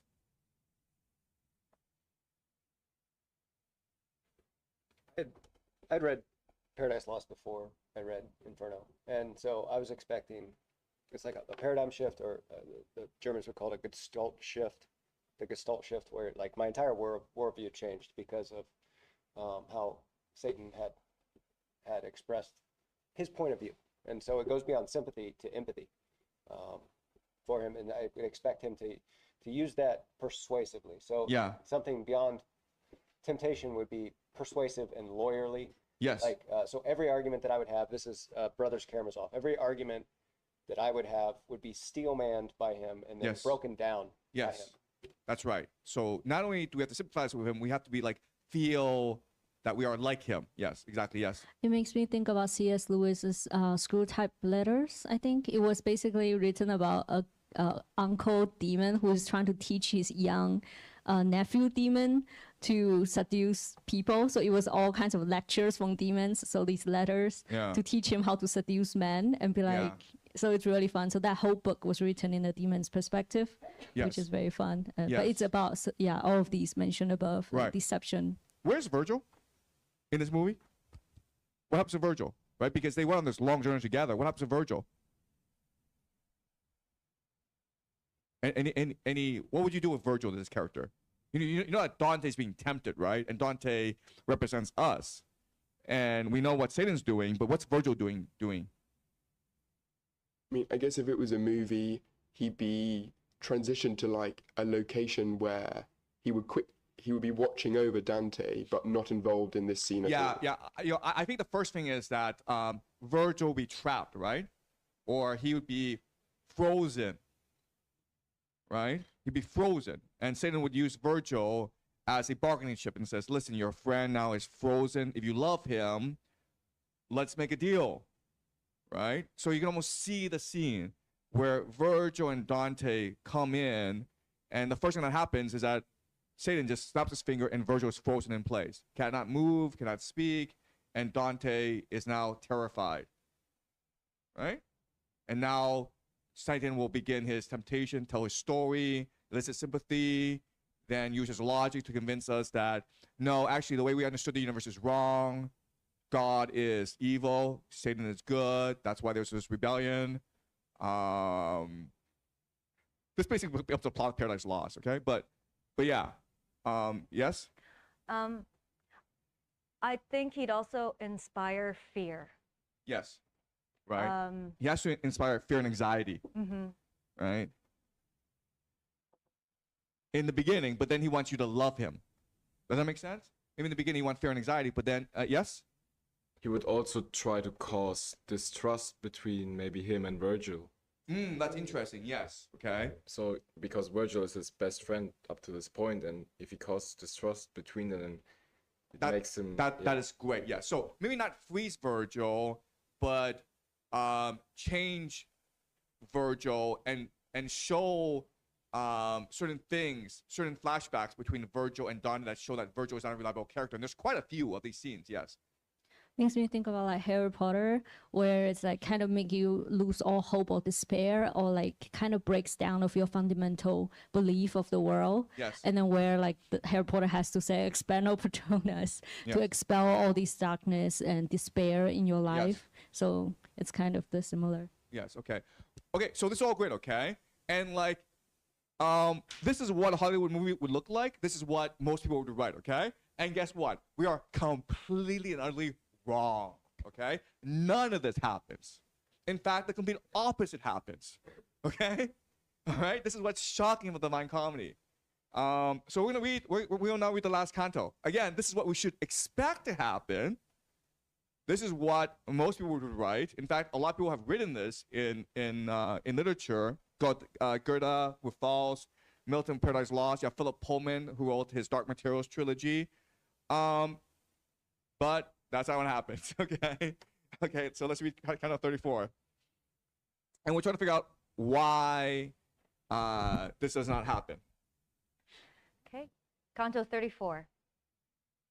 Vexilla regis prodeunt inferni toward us, and therefore keep your eyes ahead, my master said, to see if you can spy him. Okay. So they're now going to meet Satan and or Lucifer. Okay. Whatever name. That's the devil. Okay. Just as when night falls on our hemisphere, or when a heavy fog is blowing thick, a windmill seems to wheel when seen far off. So then I seemed to see that sort of structure. And next, because the wind was strong, I shrank behind my guide. There was no other shelter. And now with fear I set it down in meter. I was where all the shades were fully covered but visible as wisps of straw and glass. There some lie flat, another stand erect, one on his head and one upon his soles, and some bend face to feet just like a bow. But after we had made our way ahead, my master felt he now should have me see that creature who was once a handsome presence. He stepped aside and made me stop and said, "Look, here is this, and this is just a name for Lucifer, okay, or Satan. Okay. and this the place where you will have to arm yourself with fortitude. O reader, do not ask of me how I grew faint and frozen then. I cannot write it. All words would fall far short of what it was. I did not die, and I was not alive. Think for yourself, if you have any wit, what I became, deprived of life and death. The emperor of the despondent kingdom so towered from the ice up from mid-chest that I matched better with a giant's breadth than giants match the measure of his arms. Now you can gauge the size of all of him if it is in proportion to such parts. So basically, this guy's a skyscraper. Okay. He is huge. Keep on going. If he was once as handsome and he now is ugly, and despite that raised his brows against his maker, one can understand how every sorrow has its source in him. I marveled when I saw that on his head he had 3 faces, one in front blood red, and then another 2 that just above the midpoint of each shoulder joined the first, and at the crown all 3 were reattached. The right looked somewhat yellow, somewhat white. The left in its appearance was like those who come from where the Nile descending flows. Beneath each face of his 2 wings spread out, as broad as suited so immense a bird. I've never seen a ship with sails so wide. They had no feathers, but were fashioned like a bat's, and he was agitating them so that 3 winds made their way out from him. And all Cocytus froze before those winds. He wept out of 6 eyes, and down 3 chins tears gushed together with a bloody froth. Within each mouth he used it like a grinder. With gnashing teeth he tore to bits a sinner, so that he brought much pain to 3 at once. The forward sinner found that biting nothing when matched against the clawing, for at times his back was stripped completely of its hide. That soul up there who was to suffer most, my master said, Judas Iscariot. His head inside, he jerks his legs without. Of those 2 others with their heads beneath, the one who hangs from that black snout is Brutus. See how he writhes and does not say a word. That other who seems so robust is Cassius. But night has come again, and it is time for us to leave. We have seen everything. Just as he asked, I clasped him around the neck, and he watched for the chance of time and place, and when the wings were open wide enough. He took fast hold upon the shaggy flanks and then descended down from tuft to tuft between the tangled hair and icy crusts. When we had reached the point at which the thigh revolves, just at the swelling of the hip, my guide, with heavy strain and rugged work, reversed his head to where his legs had been and grappled on the hair as one who climbs. I thought that we were going back to hell. Hold tight, my master said. He panted like a man exhausted. It is by such stairs that we must take our leave of so much evil. Then he slipped through a crevice in a rock and placed me on the edge of it to sit. That done, he climbed toward me with steady steps. I raised my eyes, believing I should see the half of Lucifer that I had left. Instead, I saw him with his legs turned up. And if I then became perplexed, do let the ignorant be judges, those who cannot understand what point I had just crossed. Get up, my master said, be on your feet. The way is long, the path is difficult. The sun's already back to middle tiers. It was no palace hall, the place in which we found ourselves, but with this rough-hewn floor and scanty light, a dungeon built by nature. Before I free myself from this abyss, master, I said when I stood up straight, tell me enough to see I don't mistake. Where's this ice, and how's he so placed head downward? Tell me too, how has the sun in so few hours gone from night to morning? And he to me, you still believe you're north of the center, where I grasped the hair of the damned worm who pierces through the world. And you were there as long as I descended, but when I turned, that's when you passed the point to which from every part all weights are drawn. And now you stand beneath the hemisphere, opposing that which cloaks the great dry lands, and underneath whose zenith died the man whose birth and life were sinless in this world. Your feet are placed upon a little sphere that forms the other face of the Judeca. Here it is morning when it's evening there, and he whose hair has served us as a ladder is still fixed, even as he was before. This was the side on which he fell from heaven, for fear of him. The land that once loomed here made of the sea a veil and rose into our hemisphere, and that land which appears upon this side perhaps to flee from him, left here this hollow space and hurried upward. There's a place below the limit of that cave, its farthest point but from Beelzebub, a place one cannot see. It is discovered by ear. There is a sounding stream that flows along the hollow of a rock eroded by winding waters, and the slope is easy. My guide and I came on that hidden road to make our way back into the bright world, and with no care for any rest, we climbed. He first, I following, until I saw, through a round opening, some of those things of beauty heaven bears. It was from there that we emerged to see once more the stars. Okay, so the word we have for Canto 34 is anticlimactic, okay? This is not at all interesting or what we expected. There's no sense of relief. There's no sense of drama. We built all the way up, all right, to this canto, and it's just like a huge disappointment, right? We're expecting this beautiful Lucifer who would tempt us with poetry, and I don't even know what he is, actually, okay? So this is really paradoxical. Again, the word is paradox. This makes no sense. Dante is not a bad writer. He is a good writer. So how do you guys feel about this? Yes? My initial sense is that he doesn't want to risk priming us in any way bad. So he's, as we've been saying, if his poetry is priming us to put seeds in our brain of interesting thoughts, he doesn't even want to write the tempting words that Satan might have said to him down there in case it infects the reader even slightly. Is Satan capable of speech? I can't remember reading anything in this that says he's not, but We know he's actually not capable of speech. Why? Yeah, yes? Yeah, yes, go ahead. He's chewing on a sinners. Yeah, so his mouth is kind of busy, so he can't actually speak, but what else? Okay, all right. Did you have a comment? Okay. We know he's actually not capable of speech, not just because his mouth is busy, but also because why? the lake in which he's frozen flips no matter what aspect you look at him. So he's frozen from the middle to either extremity of his body, and therefore there's no way his being can communicate. Yeah, that's interesting. Yes, okay. You're right. So is he conscious? Is he conscious? Let me ask you this question. If there's a mosquito on your neck, what do? Yeah, you hit it, obviously, right? Is there a mosquito on Satan? Is there a mosquito on Satan? It's Virgil, man. What's he doing?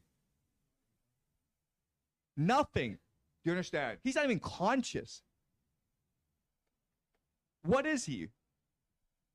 He's not conscious, right? What is he really? NPC. No, I would say, yeah, I would say he's an NPC. I'd say he's even worse than an NPC. What? He's like a zombie. No, he's even worse than a zombie. Yeah. Actually, if you just look at it, look at the words that Dante used to describe him, right? Like robot. He's even worse than a robot. What are the words that Dante used to describe him? He is a what? No, he actually uses certain words to describe the Lucifer.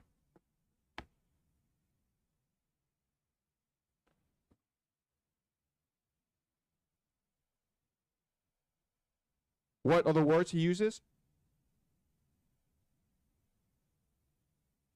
First of all, what is Lucifer doing? What is he like literally doing? It says he's it says he's a ship. Wait, I've never seen a ship with sails so wide. So like A ship is one of these words. What's some other words? A bird. He says a bat and a bird. What line? Well, his wings are like. Yeah, his wings are like bats, but what is he? Read it carefully. What words are being used to describe? See me? A grinder? Yes. What else? There are lots of these. Grinder? What else? I think he said giants or like really big at some point. Where? Find me the line. Read the poetry, guys. He's using specific words to describe. Kind of animalistic. Find me the words. He says, as suited so immense a bird.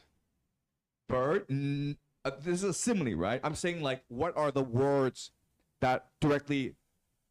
Number line 6 is blowing thick. A windmill seems to wail and seem far off. So windmill. Yeah. What's the next line? And in 7, he says, so then I seem to see that sort of structure. Structure. Do you understand? Windmill, structure, tower. He is a building. Okay, he is a machine. That's all he is.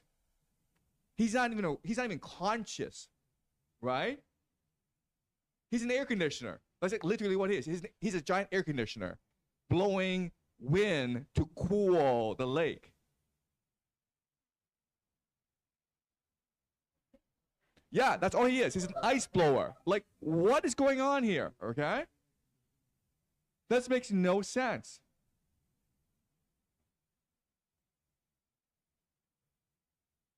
I think, yeah, he's the paradoxical source of cold. So if cold is molecules vibrating less and less quickly, somehow there has to be a source in this magic universe, and that's him. Right. So his punishment, his betrayal is so great because he's betraying God that his punishment is that he's lost all consciousness.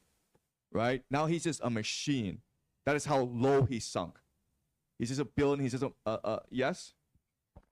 Like, I was thinking if he is conscious but he cannot do anything with his situation, wouldn't that be like a worse punishment? Because now he is basically gone, and then there's just his like that. It's just his physical being that is in hell, but not his conscious or his soul. Like, wouldn't it be a worse punishment if he knew what he was doing, but then he couldn't he's do anything comatose. about it? Is that what you're saying? He's comatose. He's a vegetable. Kinda. Okay. I don't. Yeah, I mean, like I think he's just frozen, right? Because consciousness requires experience. Yes. Would venture to say that's his just punishment. Right. Lucifer's just punishment, Right. because he was anything but, and now seems like this powerless, inert, frozen being that's just kind of not even at its will or has conscience. Right. Yes. Okay. And it is also funny that if God is the source of light and love and sun and, you know, everything, energy, heat, then Lucifer is the lack of. So like going back to Paradiso Canto 1, you know, stanza Yes. 1. Exactly. He's right. the mirror, the That- opposite. That's right. Exactly. Right. And remember, like angels, they can never turn away from God. Right. When the moment they turn away from God, they become this. Yes. Yeah, I wonder not just in an ethical sense, like if God is all good, but just in a capability sense, like I'm good at running. Then having that lack of good in the capable sense, Satan, even like Ublino was good at being clever and locking people into that tower. And Satan is not good at anything because he can't do anything. Yeah. Yeah. So I mean, to answer your question, is it possible he's conscious but he can't move? And the answer is, if you're conscious, he would be allowed to speak and talk about his punishment. Right? Does that make sense? And the fact that he doesn't speak means he's not actually even conscious. Yes? But I think he does have some level of comprehension because it does say that he's crying. Right. That is correct. Yes. He feels he is crying. Yes. That's a very interesting comment. Yes. And what do you make of this? Because he's clearly not conscious. It's almost like that analogy of the sort of vegetative state. Okay. Yeah. He's- So it's possible he's conscious and he's crying. Yes. Yes. Yeah, what I still don't really understand is we say Satan or Lucifer was an angel, but angels can never turn away from God. So how did he turn away from God? That's a great question. Yes. Okay. That's also a paradox. Yes. I think Lucifer reminds me of a giant data center. It can host all kind of programs, can process information, but ultimately it lacks its own soul. Yeah, exactly. So he's clearly a machine. Okay, but let's try to figure out the question, okay? Because all angels are staring at God. They're turning towards God. And then Lucifer turns away. Yes? I think this is quite a prosaic interpretation, but because he's the god of light, the angel of light, it is in his essence. Darkness is also essential to his being just by being the angel of light. So he's like the most unlucky angel because of all of the ones that would ever slip up and turn to the darkness. It's going to be him because as the angel of light, that's the only way I can see. Yeah. So what? Yes. Because I've heard that the God loved Lucifer mostly. So maybe Yeah. because So the he's the love most is too much. beloved of God, right? Yeah, He's God's lieutenant. Yeah, the love is not limitation. Maybe can, you know. Right. So it's possible that he was the lieutenant and he had free will. He screwed up. Okay. But then he wasn't an angel, because angels don't have a free will, right? Right. No, but like remember when we were up in Paradiso, there are different levels of angels. There are different categories of angels, right? Yeah, but we said all angels have no free will, I thought. And conscious. Or consciousness. No consciousness and no free. Right. Yeah. Right. But think of them as, you know, organs in a body, right? They're all different. They all serve a particular function, and this particular organ, Satan chose to become a cancer, and so the body threw him out. But what he didn't recognize is that without the body, the larger body, you as an organ have actually no purpose, and so you just decay and become dead. Yeah, but he could still choose, but he still had a decision, or he could make a decision. But like if you don't have a free will, then how can you make a decision? Yes. I think that he was God's number 2. Yes. So that he didn't have free will, but he was about as close as possible that Yes. any celestial intelligence could get. That I know it's difficult for me as well, but I just think that it's God proving that whoever he gave, like imagine he has to organize his power in a certain way with amongst angels to exact his will or whatever. His number 2, the one he gives the most power to, is the one most likely to betray him and turn away and have that capacity. So Okay. was he always supposed to turn away from him? That's a kind of a theme in Paradise Lost, but I'm not sure. It's a question I can answer. Okay, all right. So let's first talk about things we know. Okay. First of all, we know that God's gift to humanity was free will, and free will is what distinguishes us from other beings. Okay, that we know from Paradiso. We have free will, and we can choose whatever path we want. That's number one. Okay. Number two is the functions of the angels in the heavens is to basically be organs of a body, right? To maintain the proper functioning of the universe. Okay. So they don't actually have free will. They're just basically servants. Okay.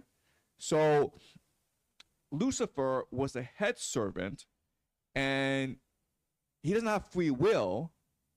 And so how does he turn away from God then? He doesn't have free will. How does he turn away from God? I just think it's in the nature of the number two to eventually try to be number one. Yeah, his nature has to be disobedience. Okay, that's the only thing that makes sense. Like, it's his nature to be disobedient. It is his will to turn away from God. That is his function, turn away from God. Why that's the case, I don't really know. Okay. So when God constructed this hierarchy, then he must have willed this, that he would one day turn away. Yeah. So okay. Right. So the only thing that he cannot will is us. He gave us free will, okay? But everything else he willed into being. Right? Right? Yes? Sometimes I think this is a little bit funny that it's almost like a father whose son is really good at table tennis, but the school he's sending his son to doesn't play table tennis. So he tries to get the school to play table tennis before his son attends it. So God let Satan destroy the world so that Jesus would be able to have as big of an impact as possible. Yeah, that's what Christians believe, right? Okay. Yeah, that's the idea here. Like everything happens for a reason. But if that's the case, okay, this creates another paradox, which is there are three betrayers, right? Three people are being punished. And these are the worst offenders in human history. And they are Judas Iscariot, they are Brutus and Cassius. Brutus and Cassius, of course, are the two who assassinated Julius Caesar. But we know for a fact that there's a plan, right? The plan is to create Christianity. Brutus and Cassius were crucial to this plan because by killing Julius Caesar, that enabled the rise of Augustus Caesar and the Roman Empire. And then Judas Iscariot is crucial to this plan because without him, there would be no betrayal, right? And so Jesus would not be crucified.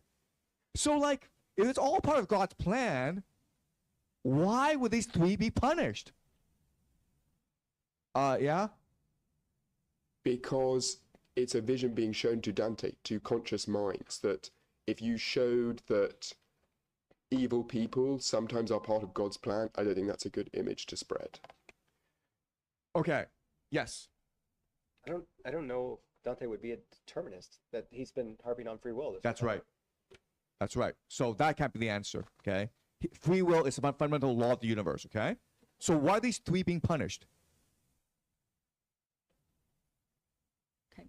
So in theology, I think they explain it like this, if I'm not mistaken, is that God has a plan for the world. He sees the ultimate ending of all your choices. He's kind of like AI, right? Like he can foresee, like AlphaGo, he can foresee your next step. He gives you free will, right? As the competitor on the other side of the Go game. So he knows ultimately as AI can calculate by mathematical formulas that you are going to end up at this step.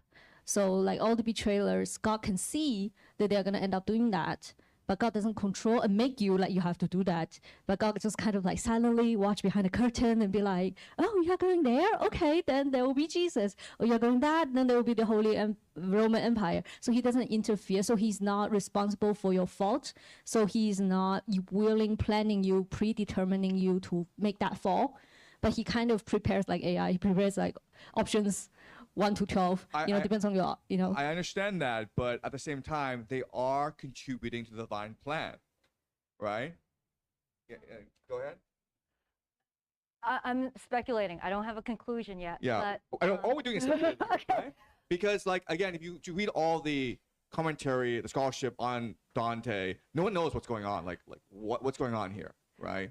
I want to follow up on that point of just the perception and how psychedelics alters the filters and the ability for perception.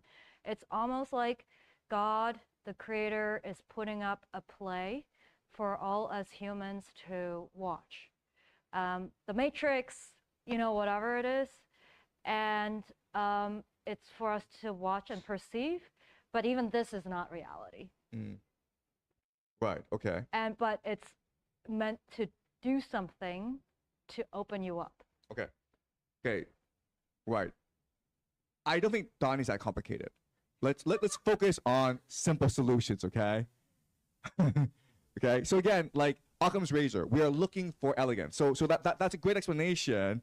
All these are great explanations, but I'm looking for like a really elegant explanation for what's going on. Okay, let's move towards elegance, clarity, and simplicity so that everyone understands. Yes? Online chat. So how Lucifer managed constant adversity for mortals in any and every degree is God's will. Okay. All right. Thank you for that. Yes? So we had said earlier, Augustine claims that God made hell and hell is good because it's cosmic justice. You cannot have free will without evil. I don't know if Augustine comes to a determination that God made evil or if evil is a byproduct of free will, but it seems like they go hand in hand. Okay. All right. So we're running out of time, okay? But let's explain what's going on, okay? There may be a divine plan, doesn't matter, okay? Because we are the divine plan. The imagination is the divine plan.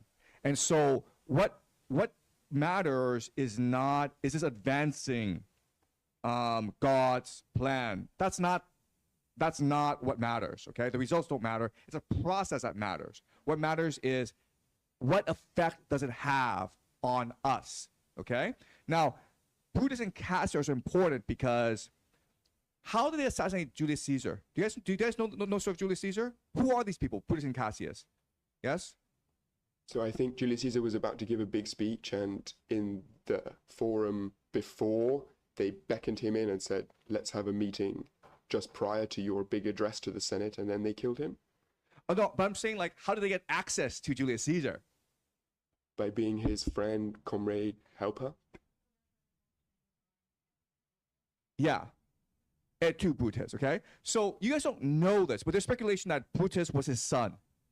All right. So remember, this is when was Julius Caesar assassinated? Like, what year? 33? I can't actually remember when he was assassinated. Okay, but it's like 10 years after these brutal civil wars when all these Romans were trying to kill each other, and then Julius Caesar was the only one left standing, and everyone around him.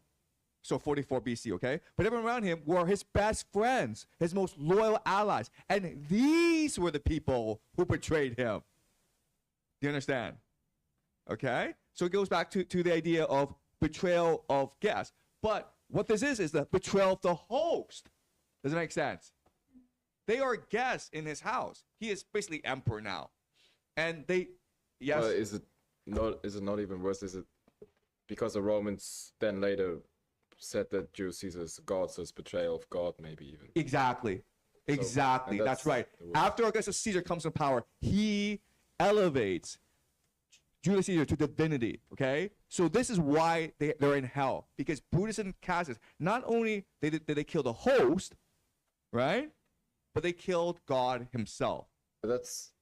But from the Christian view, it wouldn't be, from Dante, it wouldn't be a god. Like Julius Caesar wouldn't be a god from Dante's view. Yeah, but then the question then is, who is really master of hell? And who put these guys there? Virgil. Probably Virgil, okay? Because we know it's not Lucifer. Do you understand? Okay, this is why the Divine Comedy, it is so brilliant. Because this is a Hollywood movie, but it's a shock reveal. You understand? It's a shock reveal. We thought Lucifer was the one in charge, but it was Virgil all along. Okay? Because why else are Brutus and Cassius suffering like that? Okay, does that make sense? This is the shock reveal. All right? But has Dante been tempted by Virgil? Right? We said that Lucifer's job is to tempt Jesus. Has Virgil tempted Dante? Has he succeeded in tempting Dante? Somewhat, because earlier in the Inferno, it seems fairly clear, even if there are some doubts, that Dante does trust Virgil as his guide. Yeah. How much does he trust Virgil? Okay, the scene is this, right? What lets him out of hell is Virgil climbs Lucifer. Where's Dante? Virgil's the one climbing Lucifer, right? Where is Dante? On the back of Virgil. Right? You understand this? Okay? So they're climbing out of hell and they go into sunlight. What does this remind you of? This is an allegory for what? The medieval mythos of saving and like abduction or saving like the princess who's much more simple than that. Yes? Icar? Like What? the Icar, the one that flew and that got too close to the sun. Oh, Icarus? Icarus, yeah. Yes? Just stepping on the shoulders of giants to reach ahead. Oh, yeah. That's an interesting. That's not one thing about, okay? Yes. Birth? Yes. It's birth, man. Right? Think about how the mother takes you from the darkness into the light for her own for her exertion. Right? It's mirroring birth. It's hell. It's complete darkness. And Virgil is climbing Lucifer with Dante on his back. And they go into the light. It's exertion. Right? So has Virgil succeeded? Yeah, he's made Dante into his son. Once we leave Inferno, the temptation is complete. It's a journey into temptation, right? It's a journey into sin, into darkness. And now Dante is completely beholden to Virgil as his son. Does that make sense? Yes. Yeah, because later we see as well that Dante misses Virgil. Yes, that's right. Okay, do you see how beautiful this is? It's anticlimactic, but it's perfect ending. And it is so symbolic. Right? Does that make sense to you guys? All right. Any questions or comments about this? Yes. Metaphor kind of makes me think about, it's so evangelical to say, but like, so that like our 100 years on earth, it's kind of like this journey of in the mother's womb and growing and learning about the ultimate reality, like Plato said that he has seen outside of the cave. And so that after this 100 years, we are officially entering eternal life to live life to the fullest in heaven or whatever places. So it's kind of the same as this ending, I feel like. Exactly. Another comment I'll make is like the birth is an allegory for Dante reading the Aeneid, right, in Latin. Because at this time, everyone memorized the Aeneid in Latin. And it's a really good way to learn Latin, by the way. So it's an allegory for that. Like you reading the Aeneid is like Virgil giving birth to you. Okay? So this is again the beauty of Divine Comedy. This now is a cliffhanger, right? Because Lucifer has succeeded in tempting Jesus. The temptation is complete. And so now what's going to happen is we've read Paradise, okay? We know that Paradiso, it is vision and revelation. It mirrors the book of Revelation, okay? We know that. We also know like Inferno is really prophecy. It is a criticism of Italy. Okay? So what Purgatory has to be is a pilgrimage or a journey. Okay? It's going to be literally a journey away from Virgil and into Beatrice, away from hell and into heaven. Okay, and this is like the grand scheme of the Divine Comedy. All right. So when we come back, we're gonna look at how Virgil is really Lucifer. All right. So enjoy your break. We'll come back in an hour.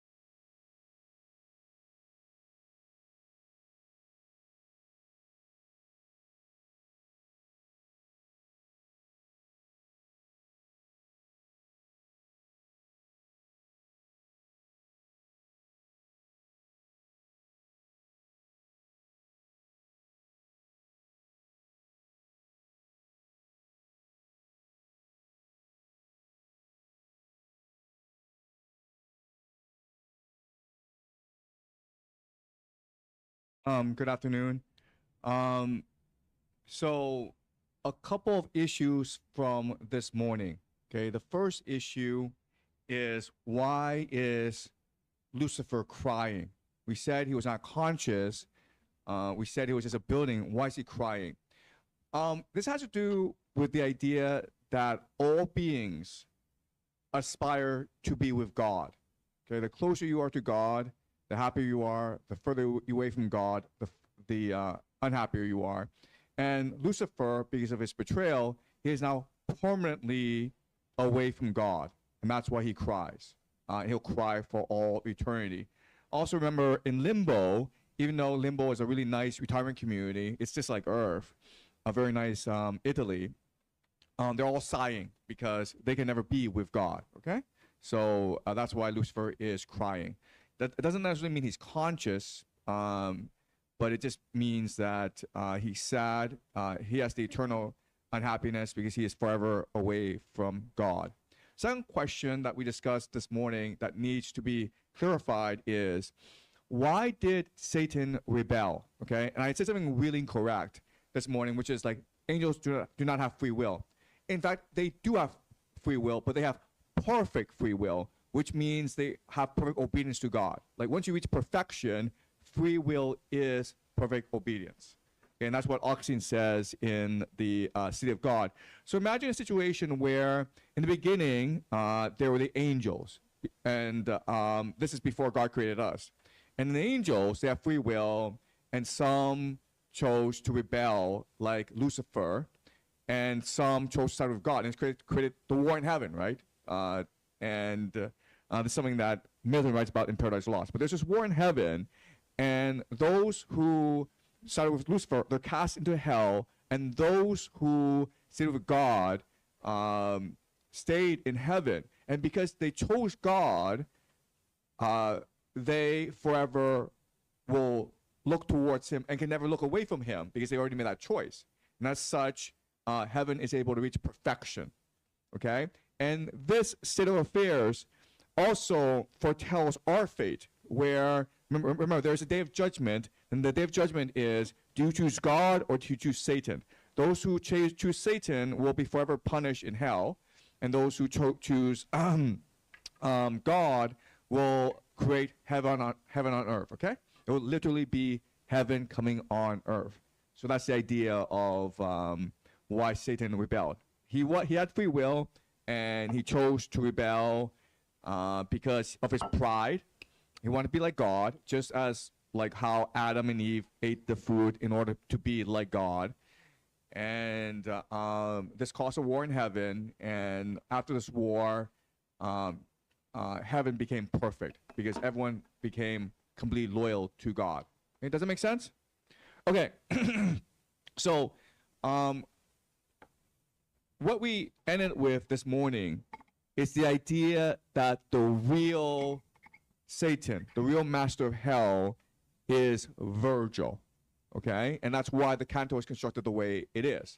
So to further appreciate this idea, what we're going to do is we're going to go and re-examine Canto 30. Okay, Canto 30. There, we don't have to go back yet. But Canto 30, remember, there's this argument, this fight, and it broke out between Sinon and Master Adam. Master Adam is a counterfeiter, and they're trying to argue who's worse. Okay, Master Adam is a counterfeiter who basically diluted gold to make florins. Florins is the currency of Florence. And at this point in history, it is the most valuable currency, the most credible currency in the world because it's pure gold. And so when Master Adam, he dilutes the florins, the Florentines burn him at the stake, okay? That's how seriously they took it. Sinon is the Greek soldier who tricked the Trojans into letting in the Trojan horse. Okay, and we're gonna read the speech by Sinon to the Trojans that convinced them to let in the Trojan horse. And they're trying to argue who's worse, the perjurer, who is Sinon, the false witness, or the counterfeiter, Master Adam. And we have to think about why this fight is happening. Remember, whenever Dante creates a paradox, the goal is to make us think much deeper about the underlying message, the underlying text, okay? So first thing we're going to do is we're going to go and read the Aeneid. And this is book 2, where Aeneas is recounting the fall of Troy. And so if you know the history, what happens is the Greeks try for 10 years to breach the walls of Troy. They can't do it, so like, okay, we're kind of stuck.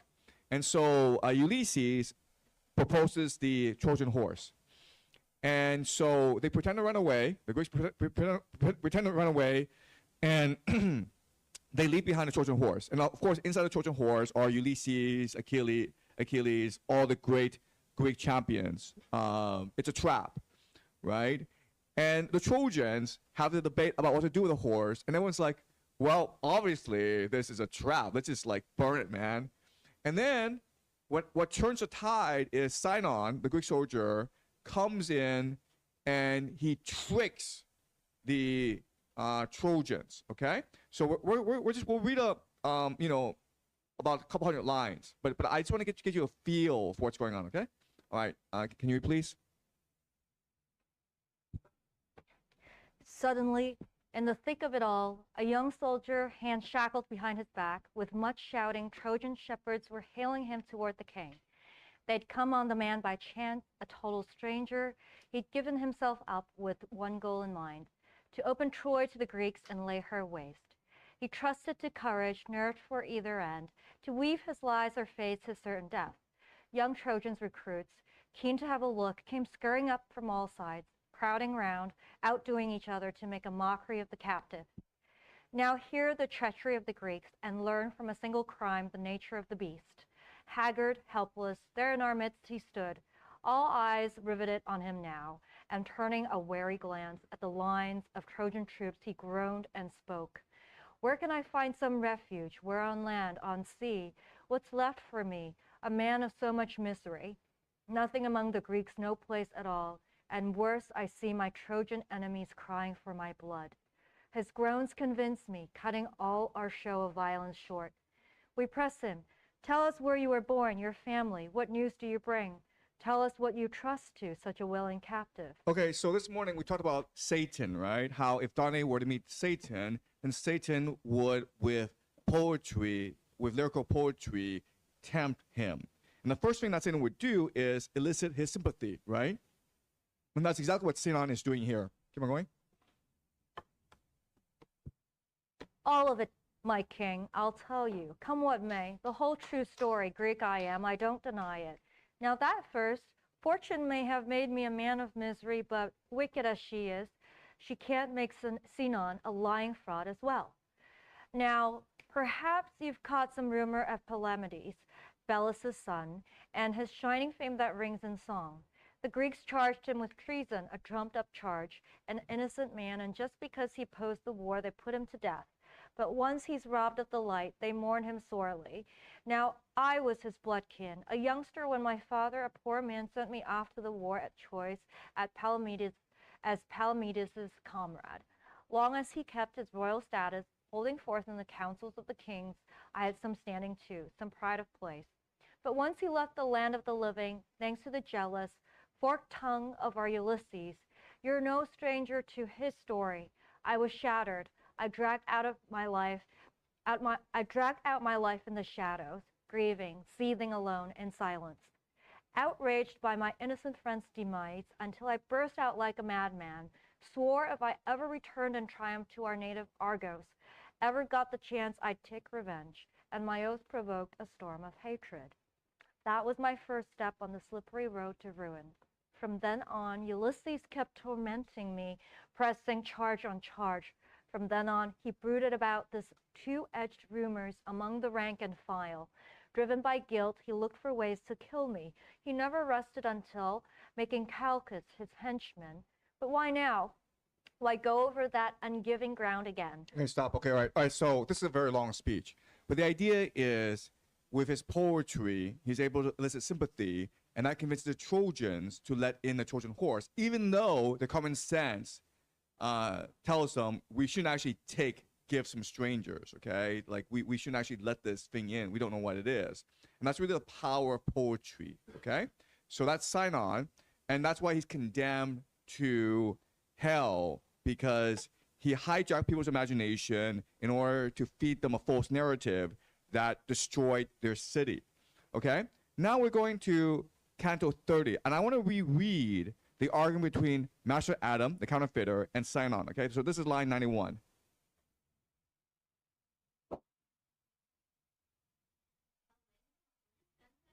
Canto 30, Inferno, line 91. Okay. And this is after Master Adam told Dante his story of how he engaged in counterfeiting, and so the Florentines burned him at the stake. And I to him, who are those two poor sinners who give off smoke like wet hands in the winter and lie so close to you upon the right? I found them here, he answered, when I rained down to this rocky slope. They've not stirred since and will not move, I think, eternally. One is the lying woman who blames Joseph, the other lying Sinon, Greek from Troy. Because of raging fever, they reek so. And one of them who seemed to take offense, perhaps at being named so squalidly, struck with his fist at Adam's rigid belly. Okay, so I thought I was just asking Adam, who are these other two people being punished here? And Adam's like, well, and so he names them, and one of them, Sinon, who for all eternity has not stirred. He just lies there in a raging fever. That's his punishment. He hears his name, he gets really angry, and he takes offense and punches Adam. Okay, keep on going. It sounded as if it had been a drum, and Master Adam struck him in the face using his arm, which did not seem less hard, saying to him, although I cannot move my limbs because they're too heavy, I still have an arm that's free to serve that need. And he replied, but when you went to burning, your arm was not as quick as it was now, though when you coined, it was as quick as more. So now they're just insulting each other, okay? Keep on going. To which the dropsied one, here you speak true, but you were not so true a witness there, when you were asked to tell the truth at Troy. If I spoke false, you falsified the coin, said Sinon. I'm here for just one crime, but you've committed more than any demon. So Sinon's like, well, I spoke false, but you falsified the coin, right? And in every country, you would get punished a lot more for counterfeiting than you would for lying, right? In fact, I think the worst punishment is counterfeiting, right? Sorry, the worst crime is counterfeiting, right? What does the Secret Service do in the United States? It looks for counterfeiters, okay? It's a very serious thing. And when Isaac Newton was head of the mint in England, if he caught you counterfeiting, he would like basically torture you to death. Okay, it's a very serious thing. And so Silence like just pointing this out, like you falsifying the coins are a lot worse than what I did. All I did was just lie. Right? Keep on going. Not forget the horse, you perjurer, replied the one who had the bloated belly. May you be plagued because the whole world knows it. And what Adam says is that for your lie, you let the Trojans let in the Trojan horse and not destroy the Trojan civilization. Okay? So the consequences were much worse. And you be plagued by thirst that cracks your tongue, and putrid water that has made your belly such a hedge before your eyes. And then the coiner, so as usual your mouth, because of racking fever, gapes. For if I thirst and if my humor bloats me, you have both dryness and a head that aches. Few words would be sufficient invitation to have you lick the mirror of Narcissus. I was intent on listening to them when this was what my master said. If you insist on looking more, I'll quarrel with you. And when I heard him speak so angrily, I turned around to him with shame so great that it still stirs within my memory. Okay, so what is strange about this? What's going on? What stands out about this story, about this passage? What does Virgil do here that he's never done before? And he'll never do it again, actually. He's stopping the conversation. He's stopping Dante from digging deeper. Okay, but he's done that before, right? He switched topics. But here he's doing something that he's never done before, and he'll never do again. Does he threaten Dante? He's angry with Dante, right? He's never done that before. Okay, so what's he angry about? Why is he angry?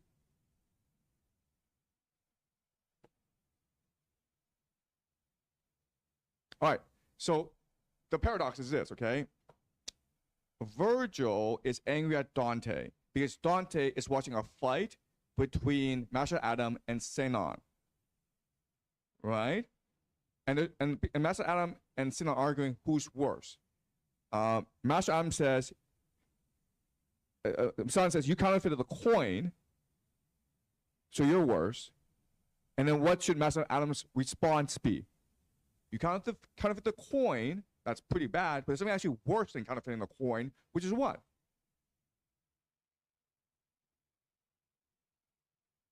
Yes? Counterfeiting a gift in the sense that it's a poisoned gift.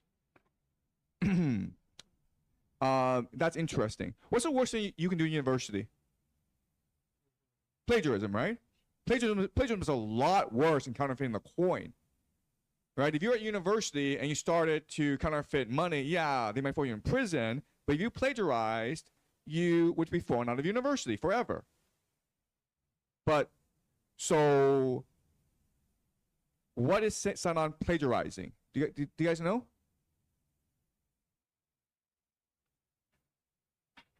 Is it something that somebody says in the Bible that... You read the Iliad, right? What is that plagiarizing? I can't remember, I'm sorry. You guys don't learn this in school? It was just for Latin translation, so... Oh, okay, so you read parts of it. The major parts, yeah. But okay. What does plagiarizing mean? Oh, exactly? Plagiarism means to steal ideas from other people and pretend it's your own. Well, he stole poetry, maybe? From who? Virgil. And now not at Homer. Yeah, so Virgil stole from Homer, right? The Iliad stole from the Iliad and the Odyssey, and it corrupted the Iliad and the Odyssey, much the way that a counterfeiter corrupts coin, right? You understand? A counterfeiter takes real gold, dilutes it, adds some lead, and pretend it's real gold. What Virgil did was he stole from the Iliad and the Odyssey, polluted it, and pretend it's real poetry. Do you understand? Okay? So this is drawing attention to the fact that basically Virgil plagiarized Homer. And this is why Virgil is angry, because what does a plagiarizer hate the most? To me? Being found out, right? Being accused of plagiarism. Right? And And so Virgil's very, very angry. What's the paradox here? Excuse me?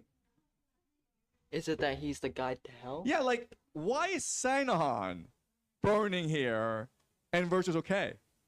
Right? Because it's Virgil who created the character Sinon and allows Sinon to lie. It's not Sinon that's a problem. It's the Enneads that's a problem. Okay? Does that make sense? Yes? Like before he died, he was like, please burn all this stuff. That means that his consciousness knows that what he did was wrong. So he sort of repented before he died. Yeah, but if he repented, then where should he be? Heaven. No, actually, Limbo. no. But which he is. But No, he should be in purgatory. Purgatory, yeah. Yeah, okay. So that's not the answer. Okay. It's possible, right? But again, this is raising a paradox, which is like, why is Sinon here when the real culprit, Virgil, the plagiarist, he's walking free around hell. He's able to control hell. He's able to decide that Cassius and Brutus will be tortured by Lucifer. Well, yes? Well, I think because Sinon actually believes that he did something wrong, and Virgil believes that he did nothing wrong when he stole. So I think Virgil already forgived himself for what he did, but Sinon can't forgive himself for what he did to the Trojans. Okay. That's interesting. Okay. Does Sinon think he did anything wrong? He knows he lied, but did he do anything wrong?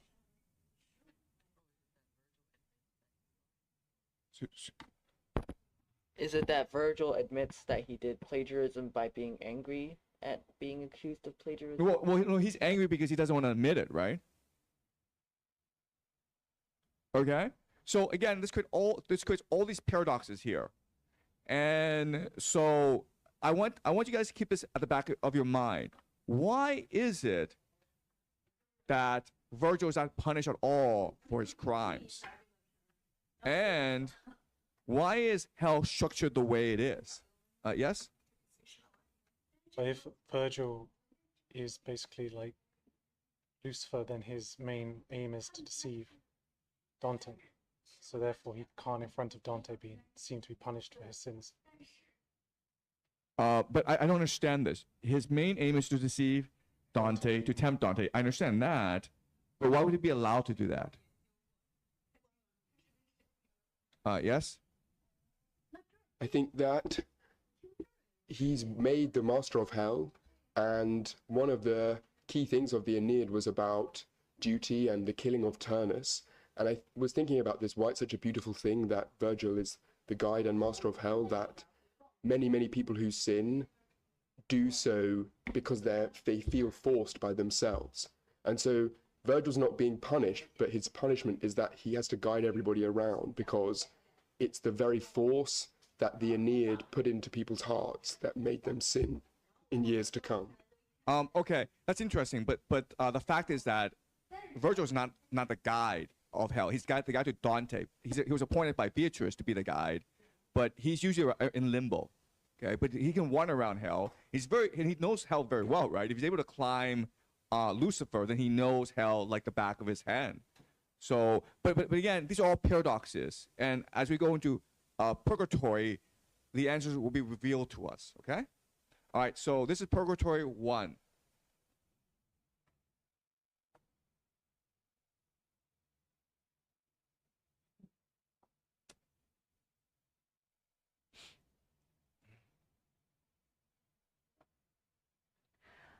Purgatory, Canto 1. To course across more kindly waters now, my talent's little vessel lifts her sails, leaving behind herself a sea so cruel. And what I sing will be that second kingdom in which the human soul is cleansed of sin, becoming worthy of ascent to heaven. But here, since I am yours, O holy muses, may this poem rise again from hell's dead realm, and may Calliope rise somewhat here, accompanying my singing with that music whose power struck the poor Pierides so forcefully that they despaired of pardon. The gentle hue of oriental sapphire in which the sky's serenity was steeped, its aspect his aspect pure as far as the horizon. Okay, so let me test your memory, okay? So again, there's parallelism, symmetry in the Divine Comedy. Here he's saying, I now want to write about purgatory. I now sing about purgatory. So muses come and give me inspiration, okay? In paradise, when he was writing about the heavens, who did he call to inspire him? Apollo and the muses. Okay, do you understand? So he's saying here, purgatory, the muses inspire me, but in heaven, I need everyone, Apollo, the muses, everyone to fully inspire me. Okay, keep on going.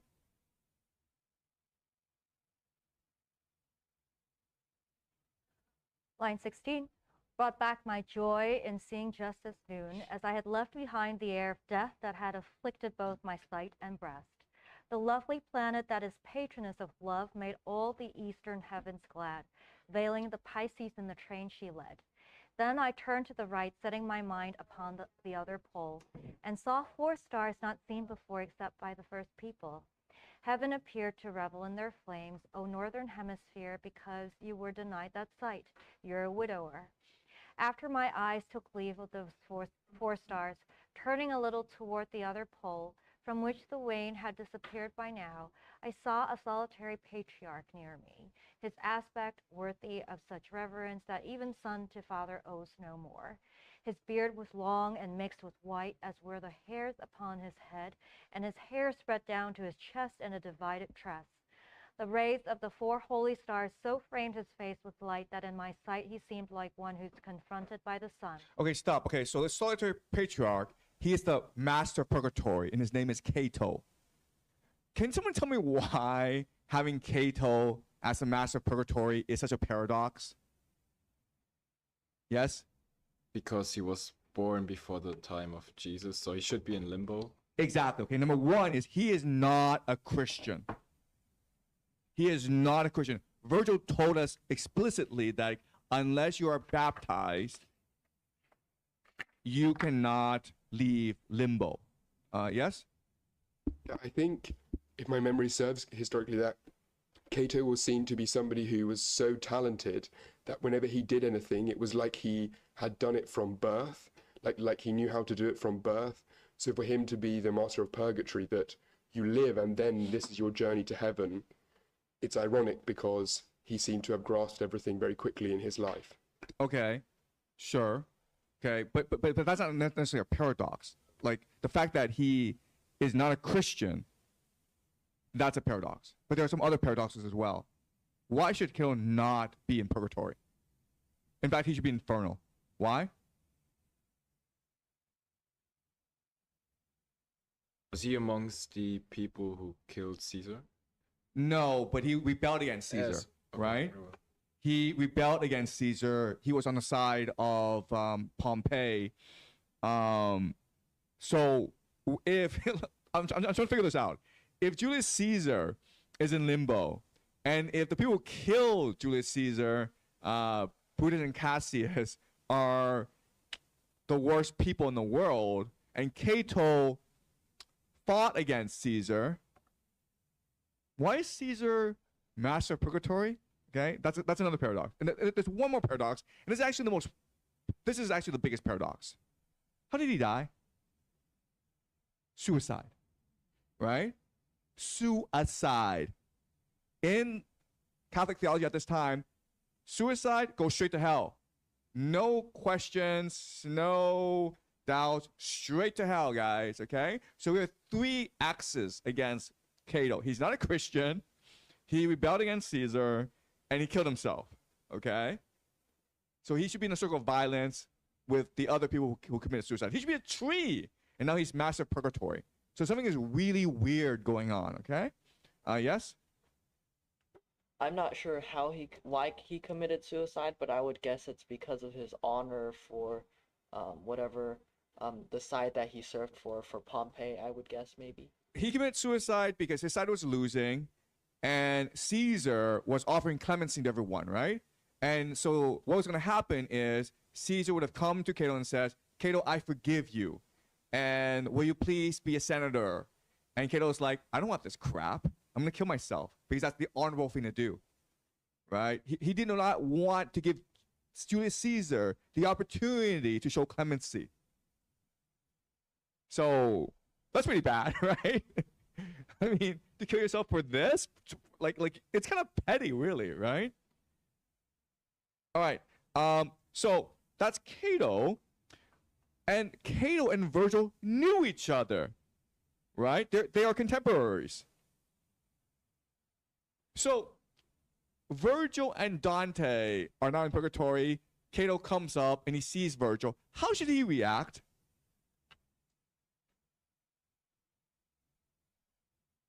I mean, how would you react if you saw someone from like a previous life? Yeah, you'd be pretty happy, right? You'd be pretty happy, like a childhood best friend who you haven't seen for like 40 years. You're like, oh my God, I run into you in the streets of Rome. Let's chat. Let's get a coffee. Let's reminisce, right? Yes? Is this a suspicion that Virgil put Cato there in some way? Or that he was responsible for Cato being placed there? In purgatory? Okay, because Virgil, where's Virgil? At this moment or in general? In general. In limbo. In limbo, right? And why is he in limbo? Because he was brought up there as by... There's only one reason why he's in limbo, according to Virgil. He's not a Christian, right? He was not baptized as a Christian. That's the only reason, right? So it doesn't make any sense why he would tell us this and then put Cato in purgatory, okay? All right. So, yeah, we would imagine that Virgil and Cato are good friends and it would be a happy reunion. Okay, let's keep on reading. Line 40. Who are you? Who against the hidden river were able to escape the eternal prison, he said, moving those venerable plumes. Who was your guide? What served you both as lantern when, from the deep night that will always keep the hellish valley dark, you were set free? The laws of the abyss, have they been broken? Or has a changed decree in heaven let you, though damned, approach my rocky slopes? There's a really ironic sentence here. What is it? What's the really ironic sentence in the speech?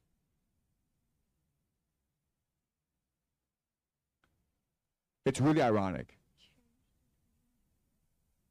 And nope. Where should Cato be? He should be in limbo at least, right? So what does he say that's kind of ironic? It's like, what? That he knows what hell is like? No, I'm saying like, what did he say in the speech that's ironic?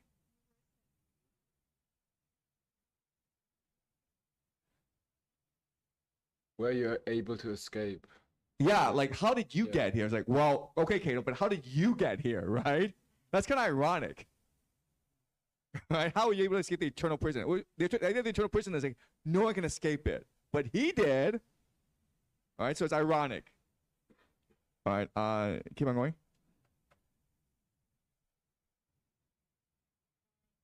Line 49. My guide took hold of me decisively by way of words and hands and other signs. He made my knees and brow show reverence. Then he replied, I do not come through my own self. There was a lady sent from heaven. Her please let me to help and guide this man. But since your will would have a far more full and accurate account of our condition, my will cannot withhold what you request. This man had yet to see his final evening, but through his folly little time was left before he did. He was so close to it. As I have told you, I was sent to him for his deliverance. The only road I could have taken was the road I took. I showed him all the people of perdition. Now I intend to show to him those spirits who, in your care, are bent on expiation. To tell you how I led him would take long. It is a power descending from above that helped me guide him here, to see and hear you. Now may it please you to approve his coming. He goes in search of liberty, so precious as he who gives his life for it must know. You know it, who in Utica found death for freedom was not bitter, when you left the garb that will be bright on the great day. Okay, so he's Virgil's referencing how Cato killed himself in Utica rather than submit to Caesar. Okay? All right, keep on going. Line 76. Eternal edicts are not broken for us. This man's alive, and I'm not bound by Minos. But I am from the circle where the chaste eyes of your Marcia are, and she still prays to you, O holy breast, to keep her as your own, for her love then inclined to us. Allow our journey through your 7 realms. I shall thank her for kindness you bestow, if you would let your name be named below. Okay, so Virgil is telling Cato why they're here, and Virgil explains that Dante is not dead, so he can move around, and he was never sentenced to the inner circles of hell, so he's free to move around. And also, Cato, hey, your wife Marcia, she's with me, and if you help us, then I'll go back and help Marcia. Okay. Does it sound like friends to you? All right, well, we'll keep on reading, okay? Line 85. While I was there within the other world, Marcia so pleased my eyes, he then replied, each kindness she required, I satisfied. Okay, so he's saying before he was in limbo. Okay? Right? Before I was in limbo with Marcia. Keep on going. Now that she dwells beyond the evil river, she has no power to move me any longer. Such was the law decreed when I was freed. But if a lady come from heaven speeds and helps you, as you say, there's no need of flattery. It is enough indeed to ask me for her sake. Go then, but first wind a smooth rush around his waist and bathe his face to wash away all of hell's stains. For it would not be seemly to approach with eyes still dimmed by any mists the first custodian angel, one from paradise. This solitary island, all around its very base, there where the breakers pound, bears rushes on its soft and muddy ground. There's no other plant that lives below, no plant with leaves or plant that as it grows hardens and breaks beneath the waves' harsh blows.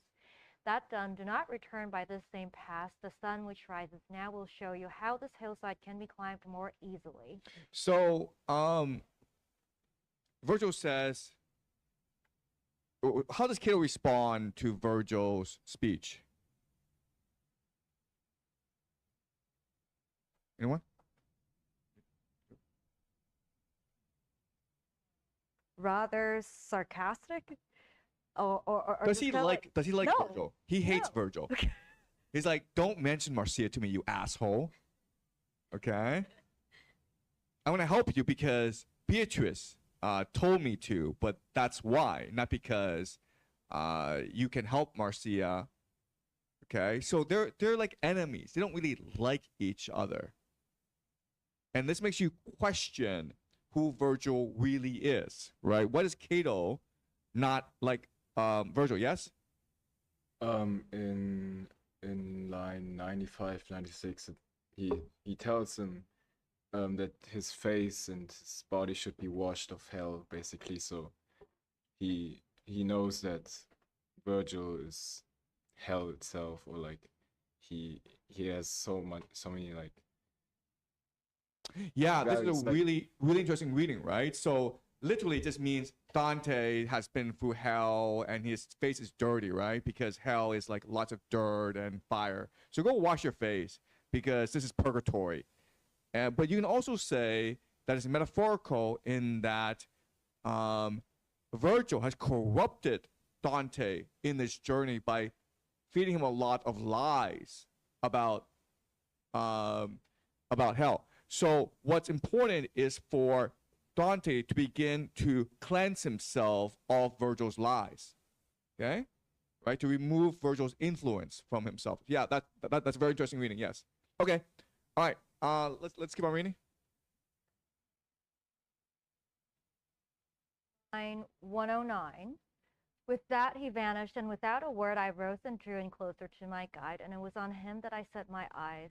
And he began, Son, follow in my steps. Let us go back. This is the point at which the plain slopes down to reach its lowest bounds. Daybreak was vanquishing the dark's last hour, which fled before it. In the distance I could recognize the trembling of the sea. We made our way across the lonely plain like one returning to a lost pathway, who till he finds it seems to move in vain.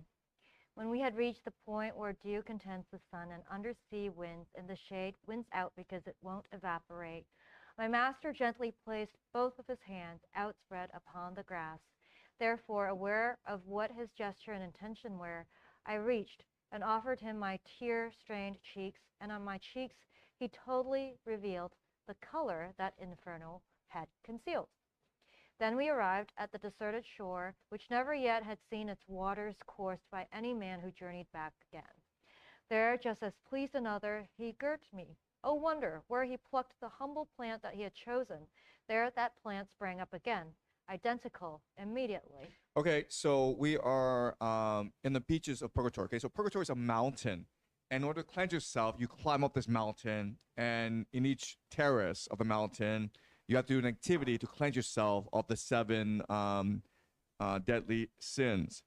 But we are not on the mountain yet. We are outside the mountain on the beaches. This is a place called anti-purgatory, which is people who repented late in life. And so they must wait and fully serve their penance before they're allowed to enter purgatory. Once they enter purgatory and they cleanse themselves, then they are able to ascend to heaven, okay? Yes? So is there a sense of time in purgatory? That's a really good question. So what Dante is going to do a lot is talk about the sunrise, okay? And one thing that's really important to keep in mind is that the rules governing purgatory are different from the rules governing hell. Hell is like eternal torment. There's no time. It's all just fire and darkness. But in purgatory, there's night and day. And you can only climb during the day. At night, you have to rest. And this can be very important for us because during the night, you dream, right? So the dreams are going to be very important as well.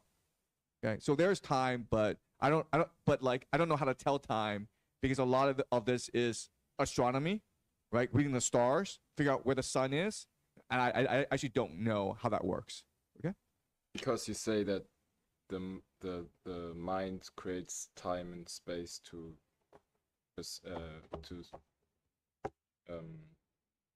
see reality or like to perceive reality.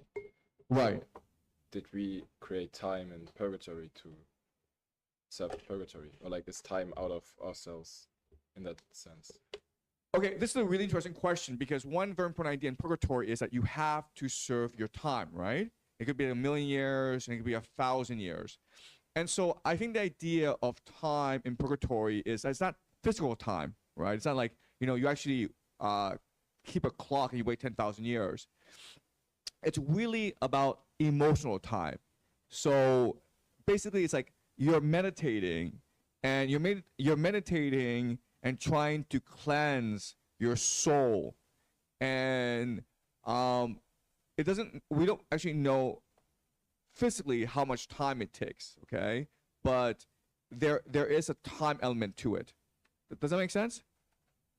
Okay, so I really don't understand time that well in purgatory, okay? All right, let's keep on reading.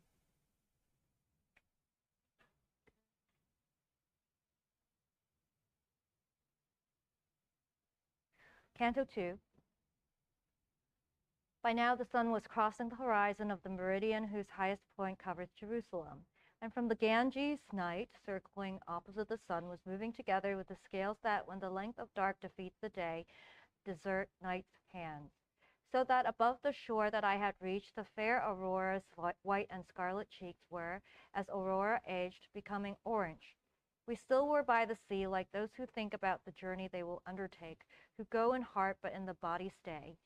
And just as Mars, when it is overcome by the invading mists of dawn, glows red above the water's plain, low in the west, so there appeared to me, and may I see it again, a light that crossed the sea. So swift, there's no flight of bird to equal it. When for a moment I'd withdrawn my eyes that I might ask the question of my guide, I saw that light again, larger and more bright. Okay, sorry. Okay, so to continue your question, clearly there's time here, right? And there was no time in hell. So we discussed how we create time and space with our imagination. So I think the idea here is that in hell, we're just trapped in hell. There is no time and space because we're just trapped there. Whereas in purgatory, there's now motion, meaning there's now free will, meaning there is now agency. There's more. You can now actively participate in life. There's not. Does that make sense? Yeah, but Kanto was no Kanto. Kato was in hell before, right? So how did he escape without a free will? If you say there's no free will in hell. Yeah, that again is a paradox, okay? And here we will just have to use our imagination. Does anyone know how we can resolve this paradox?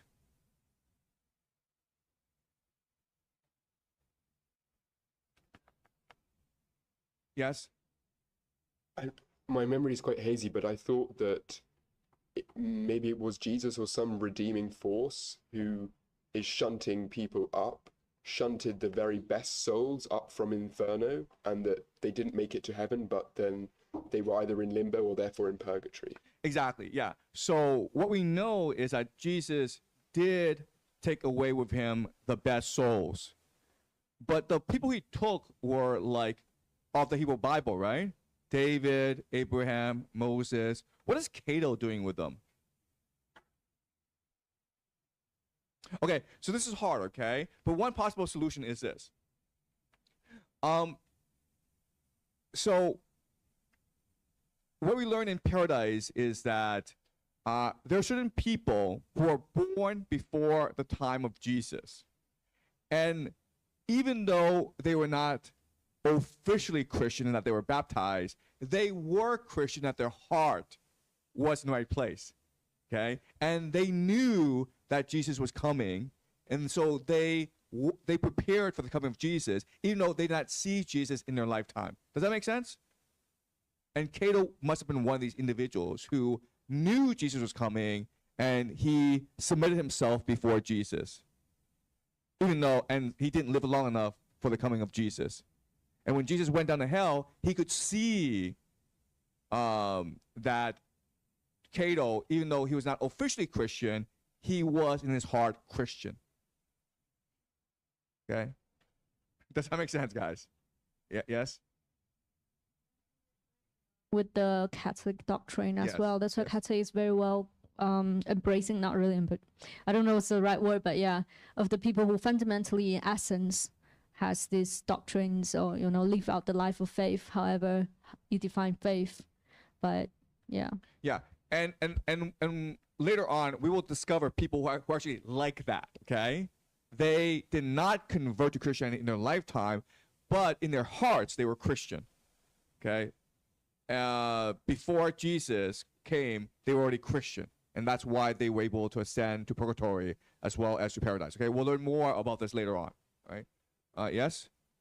Yeah, so, but I have a question because just you said only your heart is not enough for you to go to the heaven, but you have to baptize, right? Or Yeah, but that's what they're saying here. It's not the act that matters. It's the heart that matters. It's the will and the desire that matters. Okay? Okay. Yes?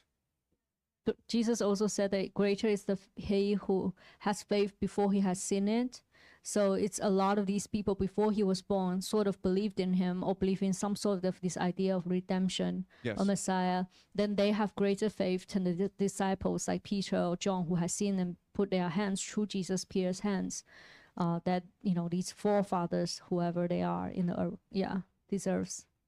Yes, okay. So that's a logic, okay? And again, we'll never know. It's just a paradox created by the Divine Comedy. But this is one way to resolve this paradox. All right? Okay. Line 22. Then to each side of it I saw a whiteness, though I did not know what the whiteness was. Below, another whiteness slowly showed. My master did not say a word before the whitenesses first seen appeared as wings. But then when he had recognized the helmsman, he cried, bend your knees, behold the angel of God, and join your hands. From this point on, this is the kind of minister you'll meet. Okay, so it's these angels that are guardians of purgatory, okay? Before in hell, there were these demons. Now there are these angels. So at each major checkpoint, there are these angels. Keep on going. Line 31. See how much scorn he has for human means. He'd have no other sail than his own wings and use no oar between such distant shores. See how he holds his wings, pointing to heaven, piercing the air with his eternal pinions, which do not change as mortal plumage does. Then he, that bird divine, as he drew closer and closer to us, seemed to gain in brightness, so that my eyes could not endure his nearness. And I was forced to lower them, and he came on to shore with boat so light, so quick that nowhere did the water swallow it. The helmsman sent from heaven at the stern seemed to have blessedness inscribed upon him. More than 100 spirits sat within.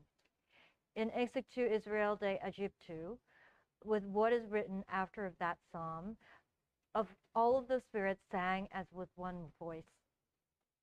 Then over them he made the holy cross a sign. They flung themselves down on the shore, and he moved off as he had come, swiftly. The crowd that he had left along the beach seemed not to know the place. They looked about like those whose eyes try out things new to them. Upon all sides the sun shot forth the day, and from mid-heaven its incisive arrows already had chased Capricorn away, when those who just arrived lifted their heads toward us and said, "Do show us, if you know, the way by which we can ascend this slope." And Virgil answered, "You may be convinced that we're quite familiar with this shore, but we're strangers here, just as you are. We came but now a little while before you, though by another path so difficult and dense that this ascent seems sport to us." The souls, who, noticing my breathing, sensed that I was still a living being, then out of astonishment turned pale, and just as people crowd around a messenger who bears an olive branch to hear his news, and no one hesitates to join that crush, so here those happy spirits, all of them, stared hard at my face, just as if they had forgotten to proceed to their perfection. I saw one of those spirits moving forward in order to embrace me, his affection so great that I was moved to mime his welcome. Okay, stop. Okay, all right. So again, this is mirroring hell. Remember how when Virgil took Dante into hell, they had to cross the river Acheron, right? And there's all these souls lining up to cross the river. And the same thing is happening here, where there's souls lining up to cross the river into Purgatory, the area before the mountain. Can you explain to me, or just list for me, the differences between these two groups? The first group in hell, second group in Purgatory. What are the differences you notice? It's pretty stark, actually, these differences. What are they doing here that souls didn't do in hell?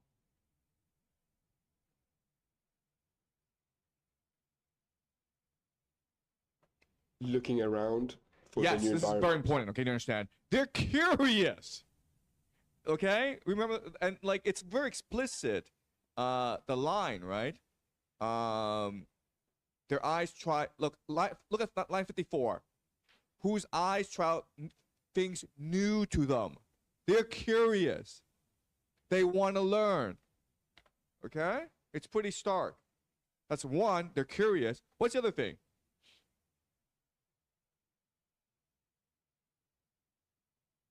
Yes. Asking about the place. They talk, man. Think about it. How in hell, the souls just didn't talk. Right? They talk. They ask questions. Yes. I feel like in spirit they feel a lot more optimistic. Yeah. They're active, right? Whereas in Inferno they were passive. They were just indifferent. Nothing could move them. Yes. 73. So here, those happy spirits, all of them stare hard at my face. So it's like they're really happy. Like people in hell just not very happy. That's right. They're happy. They're optimistic. Exactly. Yes.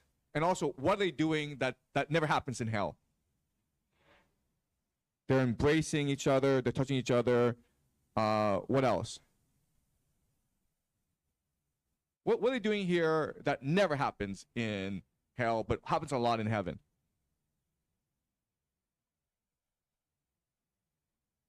Seeing, right? Look at line 46.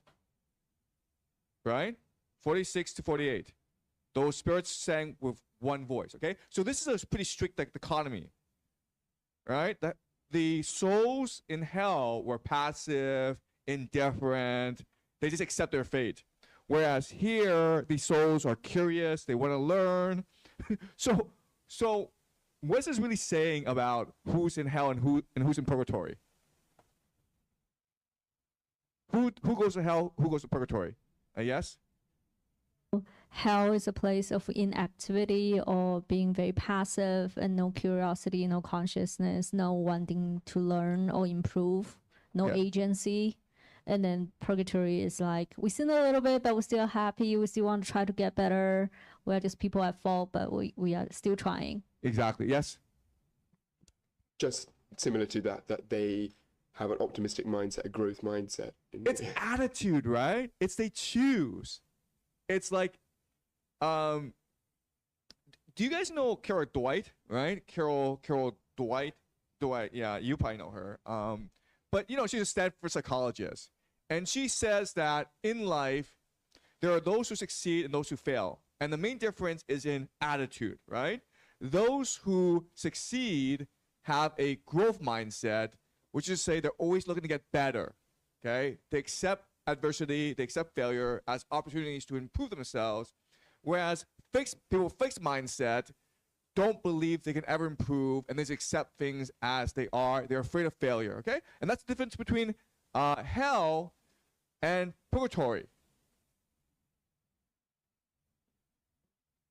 Okay, so this is radical because Cato shows us it's not necessarily what you do that condemns you to hell or purgatory. It's what your attitude is, what you believe, what you choose to do.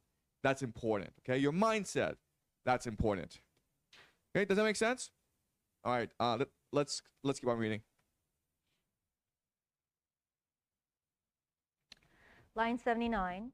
O shades, in all except appearance empty. 3 times I clasped my hands behind him and as often brought them back against my chest.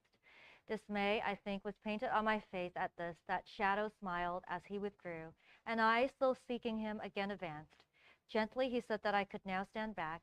Then I knew who he was, and I beseeched him to remain a while and talk with me. He answered, as I loved you when I was within my mortal flesh, so freed I love you. Therefore I stay. But you, why do you journey? My own Casella, to return again to where I am, I journey thus. But why, I said, were you deprived of so much time?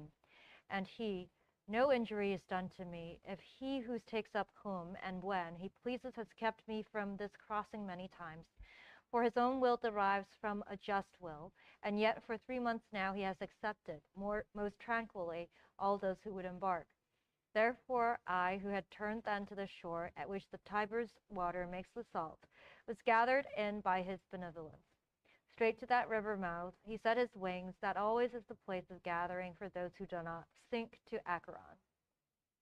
And I, if there's no new law that denies you memory or practice of the songs of love that used to quiet all my longings, then may it please you with those songs to solace my soul somewhat. For having journeyed here together with my body, it is weary. Love that discourses to me in my mind. He then began to sing, and sang so sweetly that I still hear that sweetness sound in me.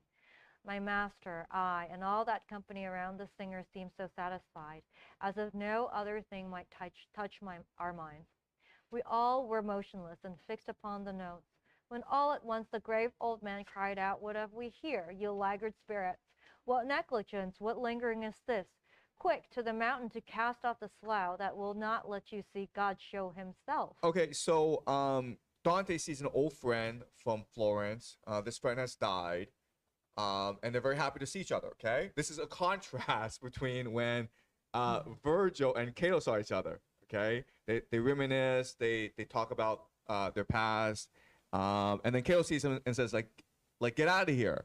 Stop lingering, right? Move on, okay? So there's a contrast here. And again, Dante does this a lot, okay? Keep on going.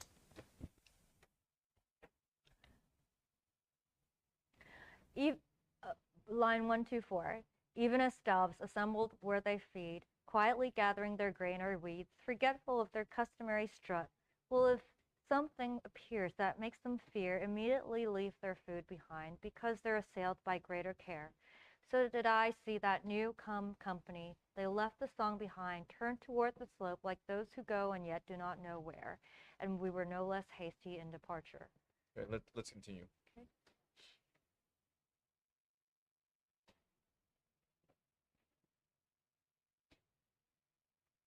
Canto 3.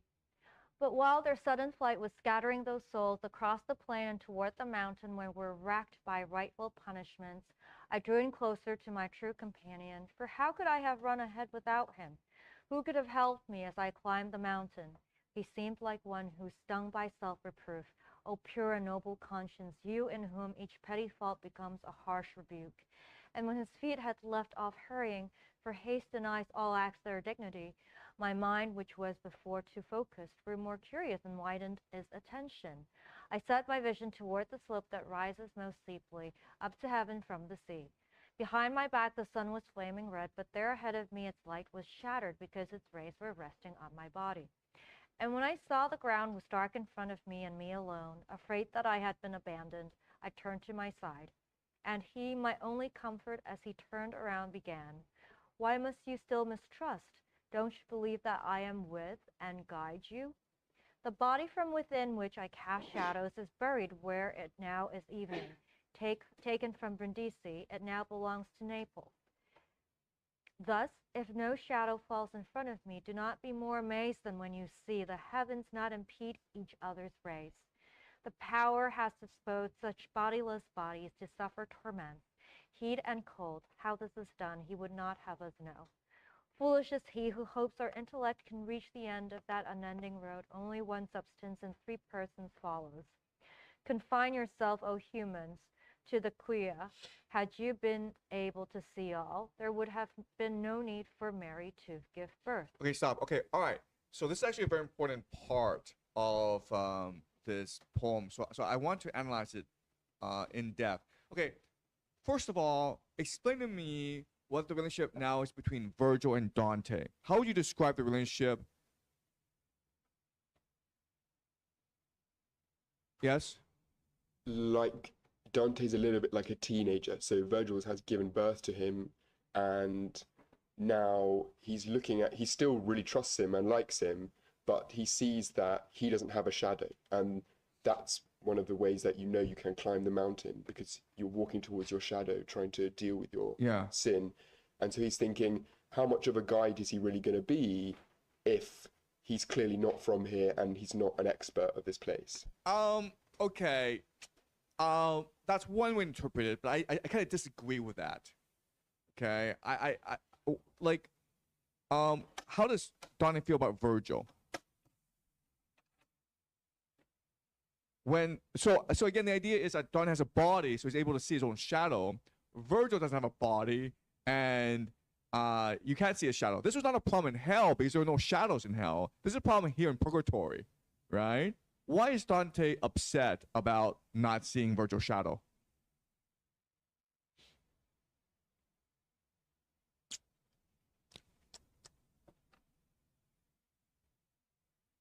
Yes? Dante may be upset that he can feel that he's getting close to overtaking Virgil, outgrowing him.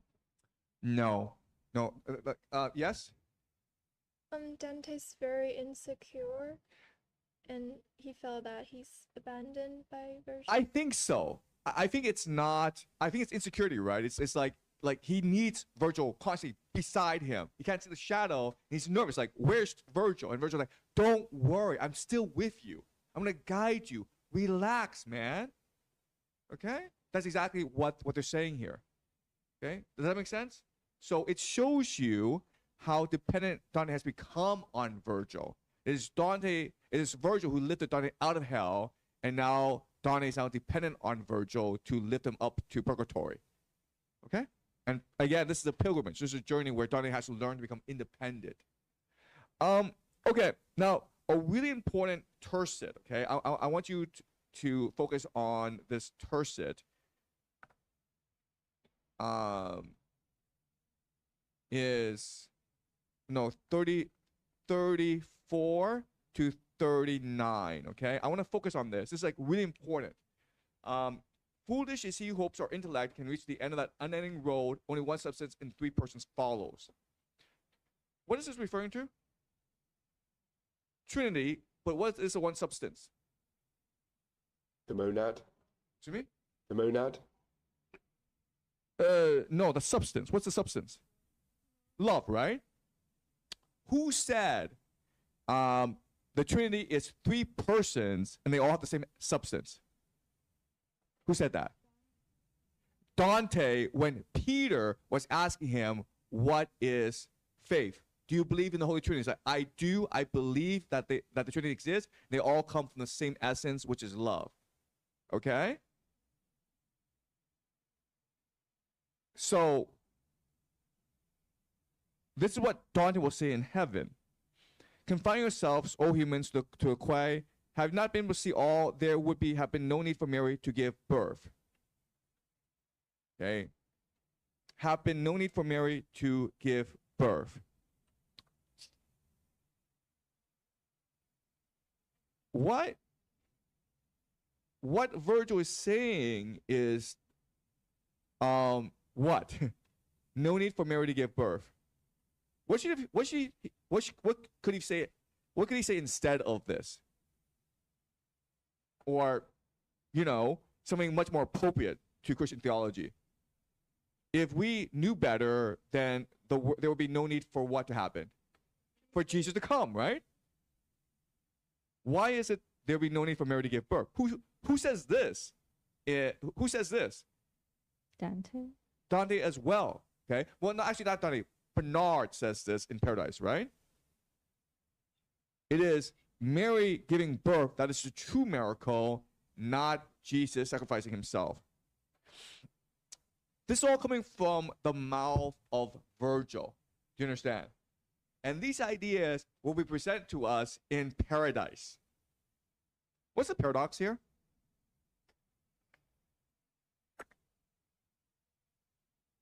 Yes?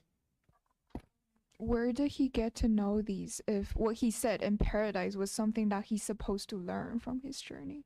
Yeah, like this is really confusing for us because we just said Virgil is in limbo and Virgil could possibly be the master of hell. This is our speculation. We don't have evidence this is the case. How is it, suppose he's never been to Paradise, how is he able to know this stuff? Right? We'll discover this stuff in Paradise, but we're in Purgatory right now. And Virgil has spent all of eternity in limbo. Where's he getting this stuff from? These are things that Dante will discover once in heaven. But already Virgil understands this stuff. How can we explain this paradox?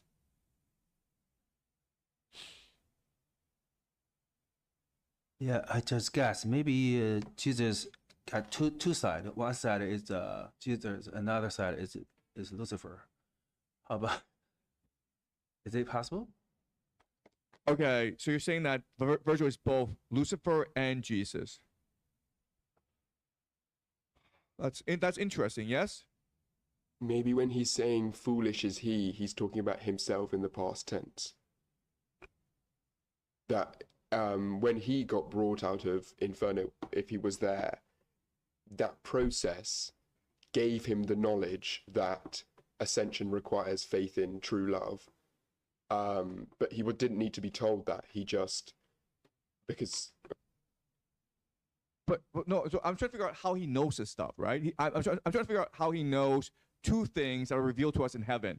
The first is that the Holy Trinity has one essence, which is love. So God is love, basically, right? Second thing is like he knows that Mary is the one who redeemed us, not Jesus. He knows this. So I'm saying, how could he know this? He was there. He went there. He went there. He was there. He went there, and how did he end up in limbo? Like you said, he chose us not to be there. He was like, "Oh, this place is great, but I have to be like a servant to God, and don't want to do that, so I'm just coming back." He could have gone there because he's explicit, right? You cannot leave hell unless, well, you can't go to heaven unless you're a Christian, right? Yes. Did Beatrice tell him when she assigned him the task? Why would Beatrice tell him this stuff? Fine. I'm like, yes. Dante guesses it and ascribes it to Virgil. No.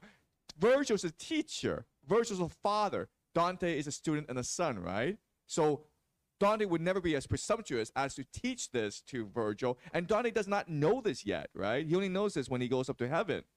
So how can Virgil know this? Well, technically, Lucifer was really close to God, Right. Keep on going. right? So and therefore he understands the essence, the substance, the three persons, and therefore, I, I don't know, a fragment of Lucifer is with Virgil. Okay. That's a good start, okay? That's very close. Keep on going. Keep on going on that logic. Yes? For the devil to distort the truth means that he knows the truth very well in its fabrics, to be able Yes. to tear it apart, deconstruct it, cancel it. Yes. So then he probably revealed that to Virgil, like, this is the essence, but we were like try to divert. Well, no. Okay. Maybe. The first part was right. The second part is like, you're assuming Lucifer talked to Virgil, right? That's true, but he can't talk. But Yeah. Virgil can't. But Lucifer can't talk. So how does Virgil know this? Yes. It's the opposite of what happens, of what he sees of Lucifer in hell. So it's like 3 sinners are digested into one substance, which is evil, and that it's the opposite of the Immaculate Conception. Okay, so that's an interesting theory, okay? And that explains the Trinity. It doesn't explain Mary. Okay? Who is Virgil? What does he do? He's a poet. And who are poets? They're channeling God, right? You understand? This is how Dante is able to write this. He's channeling God. He actually probably doesn't even know what he's writing, okay? We're probably better at analyzing this poetry than Dante. I mean, like, I'm not exaggerating.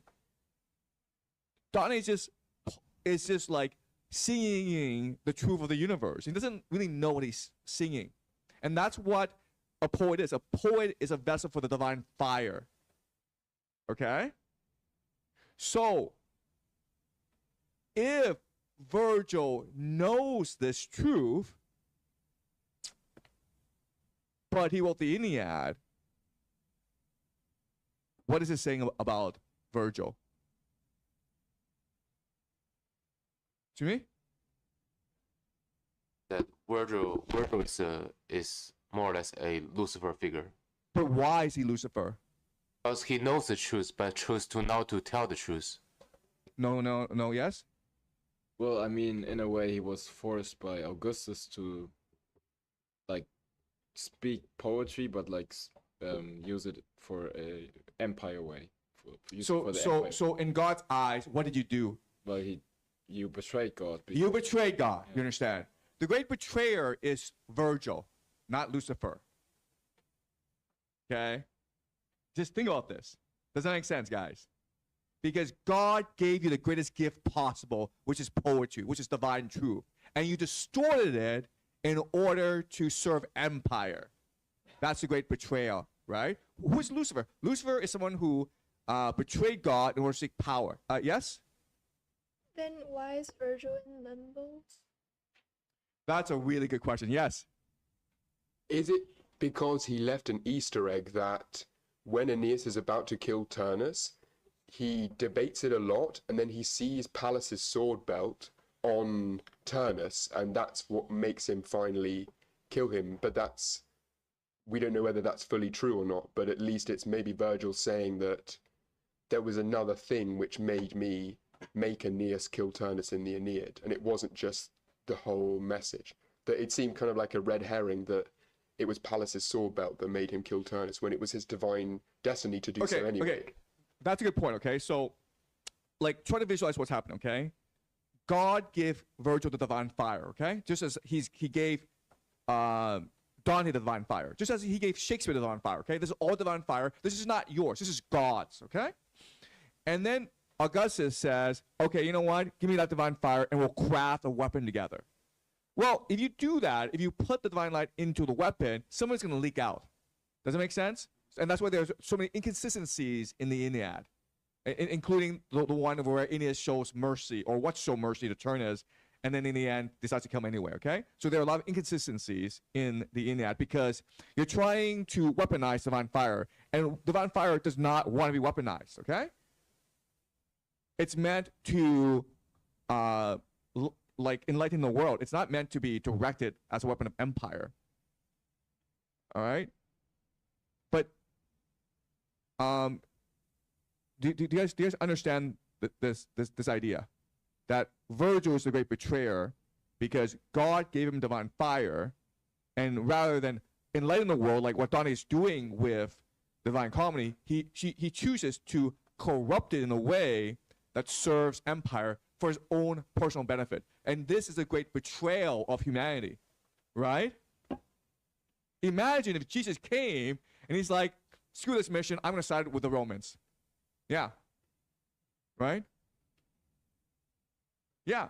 Because, like, I don't get crucified, and the Romans are going to give me $1 trillion. Screw this mission. Right? Isn't that a great betrayal of God? And it's also a betrayal of humanity, yes. Yeah, and that's exactly what the Jews hated Jesus for, because they really wanted a real Messiah who was a militant leader, just like Julius Caesar. They really wanted Jesus to side, not side with the Romans, but fight against the Romans. That's why they denied him the title of Messiah. That's right, exactly, because Jesus was a prophet of peace, and they wanted a prophet of war. Yes. Okay, does that make sense? So again, we're speculating, but like again, it's a huge problem for us how these two ideas, where God is love and Mary is what redeemed us, these are the two main ideas of paradise. How are they appearing in the mouth of Virgil? Right? And the answer is, well, because he had access to divine fire, but he chose to corrupt it. But it doesn't answer the question. Is like, how did Virgil end up in limbo? As a poet, it's where he can be the most creative, because heaven is kind of a place you can't touch or manipulate, whereas in hell he can create his own story and also put who he wants in it. Yes. And like as we see, hell is basically created by Virgil, and he knows the place because he created it. Exactly. Okay. So one explanation is that Virgil created hell and Dante created heaven. Okay. So ultimately, what's happening is a war between heaven and hell. A hell conceptualized by Virgil and a heaven conceptualized by Dante. That's one possibility. Yes. Yes. Yeah. So that's like a theory I had about hell, is that Dante is basically entering Virgil's mind. But he does enter Virgil's mind. Yeah, How? yeah. How? Oh, yeah. That's the point I don't understand. Okay, but how does he enter Virgil's mind? By going into hell? Or? No. How does he enter Virgil's mind? In fact, he becomes Virgil's mind because what does he do? He read the Aeneid. He read the Aeneid, right? That's what the Aeneid is. It's a mind of Virgil. It is hell. You understand? It's a blueprint for hell. Imagine a world in which love is a disease, right? And you can just kill any woman that you want. Okay? Imagine a world without mercy, without forgiveness, right? Your enemy you must kill. You can never show mercy to your enemy. That is hell. No forgiveness, no mercy, no love. Just pure obedience. That's what hell is. Okay? So the Aeneid is the expression of hell, and the Divine Comedy is the expression of heaven. But is it possible to read the Divine Comedy without reading the Aeneid? Is it possible? It's not possible because you don't understand what's going on, okay? You understand? There are lots of characters here, and only by reading the Aeneid can you truly appreciate Divine Comedy. So heaven and hell need each other. Okay, they're at war with each other, but they also need each other. They're complementary of each other. Okay, so that's the other idea here. Okay, but that still doesn't answer the. So one possibility is, okay, well, Virgil created hell and Dante created heaven. Okay, but how can we explain another? How can we further explain why Virgil is in limbo and not being punished for betraying God?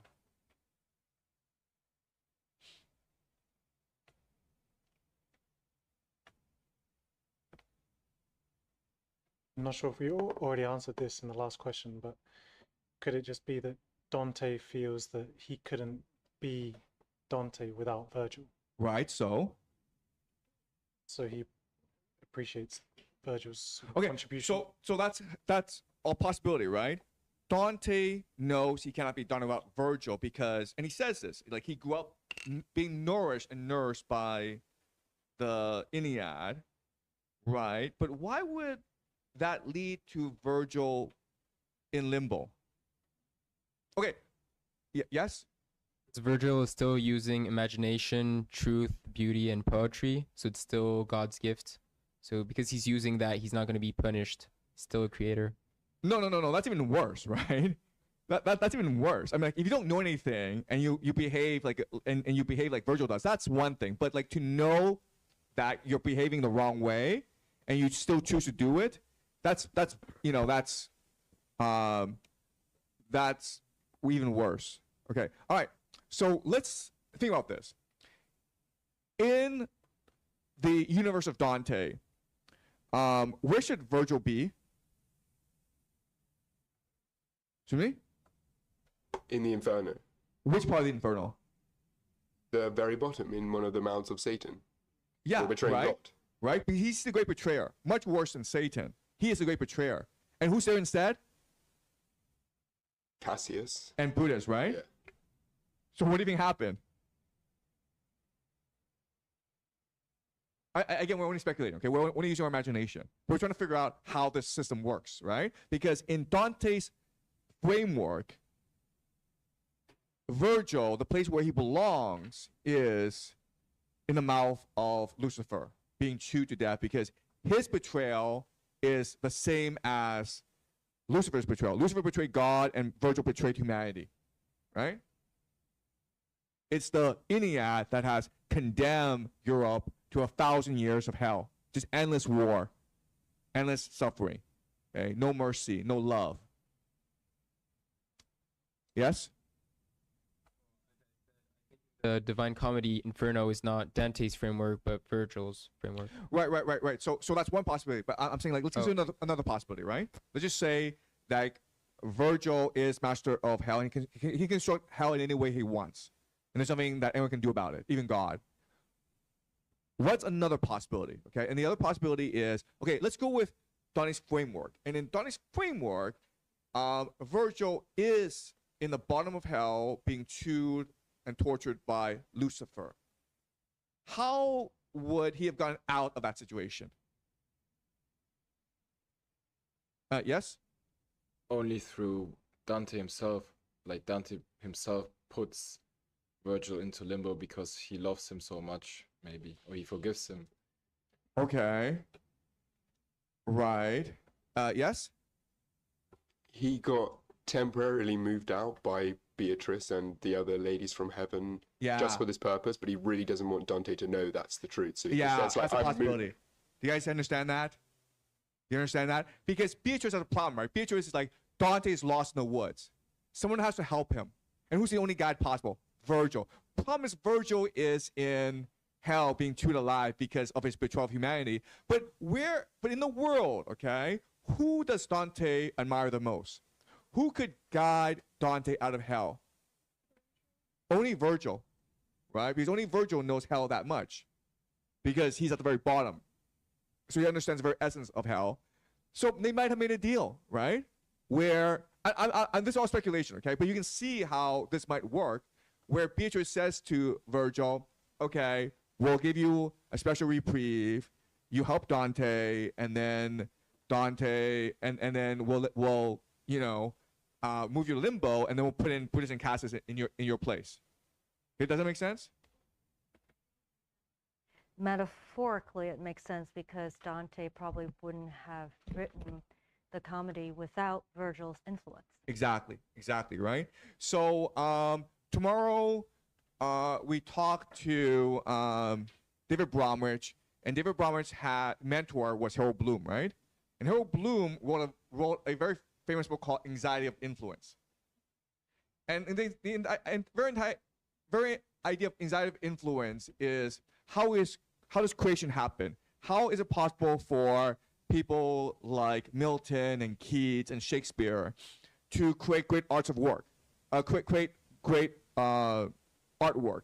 And the answer is anxiety of influence, where as a young poet, you are so burdened by a higher poet, right? So Milton was burdened by Shakespeare. And you think that, oh, it's impossible for me to surpass him. And you try your very best to imitate him. You try your very best to become him.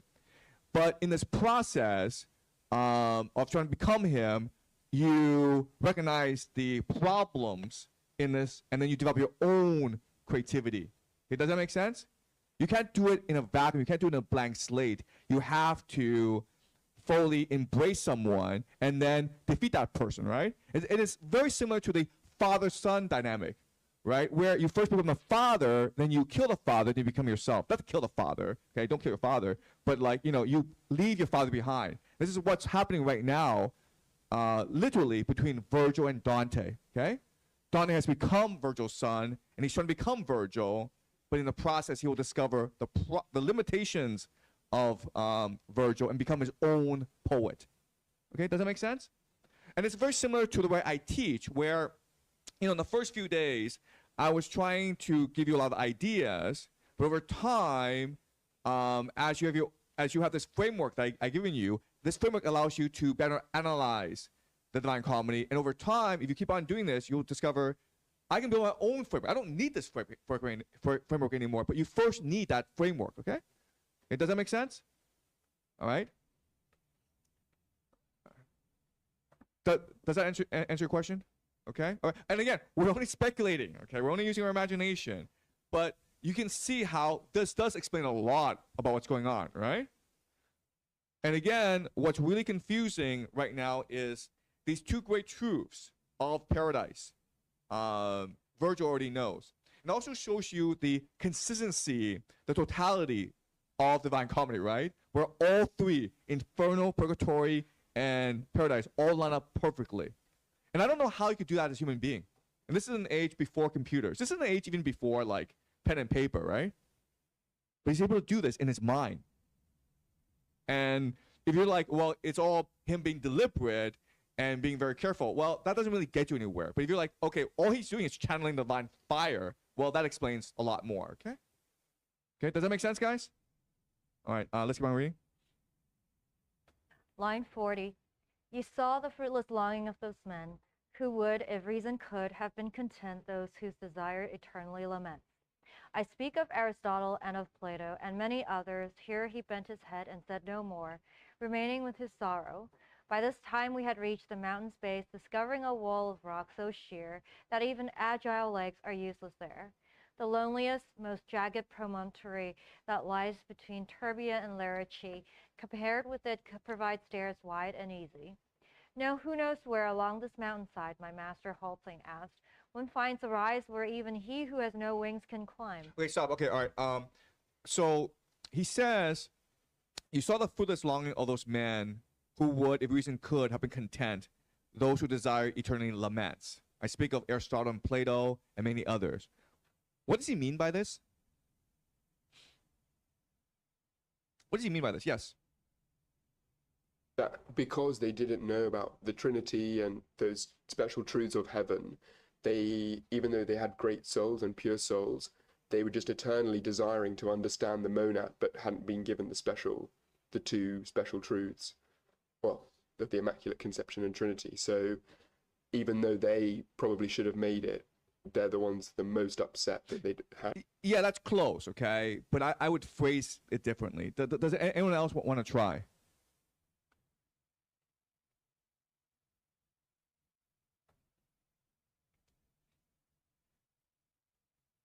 Yeah, you can try again. Just that they still have a distance between them and the world of the forms. What if you think that's where God resides? Sure. But we're trying to figure out what causes this distance, okay? What causes this separation between reason and knowledge? They didn't think they needed faith. It's faith, right? Because explain to me, because only with faith do you understand that it's Mary who redeemed us, not Jesus. It's only with faith that you understand that God is love, okay? You can't prove it. You can't reason it out. Plato and Aristotle, their problem was that they wanted to reason it out. You can't do that. You have to have faith. And from this faith comes your imagination, which then allows you to access the truth. Okay, you understand the logic?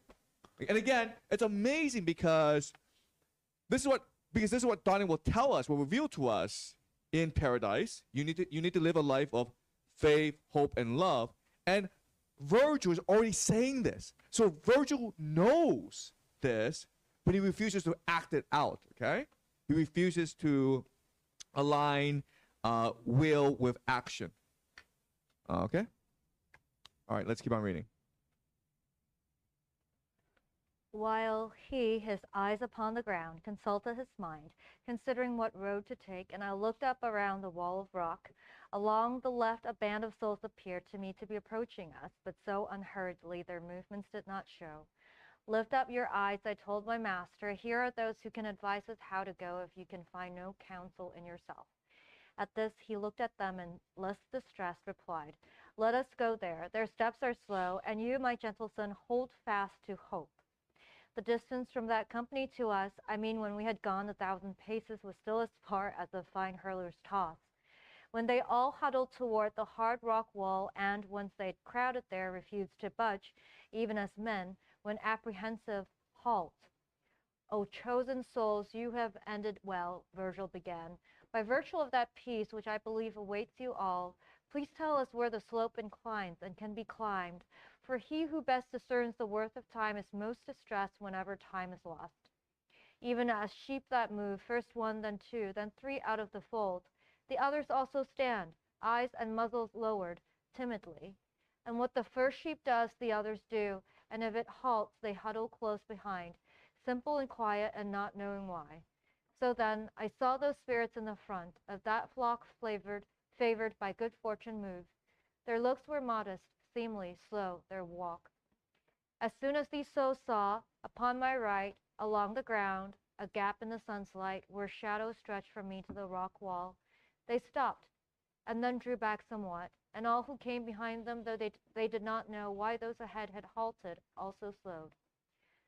Without your asking, I shall tell you plainly that you're looking at a human body. That's why the sunlight on the ground is broken. Don't be astonished. Rest assured that he would not attempt to cross this wall without a force that heaven sent him as a thwart. These were my master's words. That worthy band replied, Come back and move in our direction, and gestured with backhanded motions right. And one of them began, Whoever you may be, as you move forward, turn and see. Consider if beyond you've ever seen me. I turned to look at him attentively. He was fair-haired and handsome, and his aspect was noble, but one eyebrow had been cleft by a sword stroke. When I had humbly noted that I had never seen him, he said, Look now, showing me a wound high on his chest. Then, as he smiled, he told me, I'm Manfred, the grandson of the Empress Constance. Thus, I pray that, when you reach the world again, you may go to my lovely daughter, mother of kings of Sicily and Aragon. Tell her the truth, lest she's heard something other. After my body had been shattered by 2 fatal blows, in tears, I then consigned myself to him who willingly forgives. My sins were ghastly, but the infinite goodness has arms so wide that it accepts whoever would return, imploring it. As if Cosenza's bastard, who was sent to hunt me down, alive or dead by Clement, had understood this facet of God's mercy, my body's bones would still be there beneath the custody of the great heap of stones, near Benevento, at the bridge head. Now rain bathes my bones, the wind has driven them beyond the kingdom, near the Verdes banks, where he transported them with taper spent. Despite the church's curse, there's no one so lost that the eternal love cannot return, as long as hope shows something green. But it is true that anyone who dies in contumacy of the Holy Church, though he repented at the end, must wait along the shore for 30 times the span he spent in his presumptuousness, unless that edict is abridged through fitting prayers. Now see if you, by making known to my kind Constance where you saw my soul and why delays decreed for me, can make me happy. Those here, through those beyond, advance more quickly. Okay, so they are moving towards Purgatory. They are anti-Purgatory, right? So they're not yet enter the gates of Purgatory, and they're meeting different souls, and one of them is Manfred. Now, Manfred is a royal. He is a king. He's a grandson of the Empress Constance, and he died in battle. And he was excommunicated by the church. Why is this a paradox? He was excommunicated by the church. Why is this a paradox? Is here. Yeah, it's straight. It's like go straight to hell card, Yeah, right? yeah. You're excommunicated. It means that you have been banished from the community of Christians. Doesn't matter if you're baptized. Doesn't matter what you believe. Doesn't matter what you do. You have now been banished from the community of Christianity, and therefore you must now burn in hell. And what does Manfred say? How can we understand this? Yes. He said, as I was dying, basically in tears, I suddenly was like, God, please forgive me. And then I know my sins were terrible, but God, spread his arms to me to return. Yeah. So God is all forgiving, okay? You have a direct connection to God. And, okay, if you get excommunicated by the church, that's bad. But that just means you spend more time in purgatory, okay? Right? So, again, this is revolutionary for this time in history, where the excommunication doesn't really matter that much, okay? What matters is your faith in God. How is it possible to reduce your time in purgatory? Do you guys know? Yes? Someone who's alive prays for you. Exactly, okay? Right? This goes back to the idea in heaven where if an infant dies, but the parents are very virtuous and pray for the infant is given access to heaven. Yes? I think it also matters whether the prayer is like a good prayer or just like an offhanded prayer. I think there's like a difference between No commitment, right? If someone's praying for you 8 hours a day, and also the number of people also matter as well. Like if the entire community is praying for you, then that will reduce your time in purgatory, okay? Right. Okay, all right, so let's keep on going.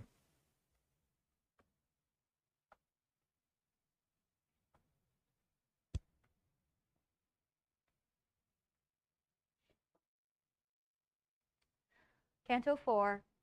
When any of our faculties retains a strong impression of delight or pain, the soul will wholly concentrate on that, neglecting any other power it has, and this refutes the error that maintains that one above the other, several souls can flame in us. And thus, when something seen or heard secures the soul in stringent grip, time moves, and yet we do not notice it. The power that perceives the course of time is not the power that captures all the mind. The former has no force, the latter binds, and I confirmed this by experience, hearing that spirit and my wonderment. For though the sun had fully climbed 50 degrees, I had not noticed it. And when we came to the point at which in unison those souls cried out to us, here's what you want. Okay, so at this answers your question of time, right? You had a question about time. What does Dante say?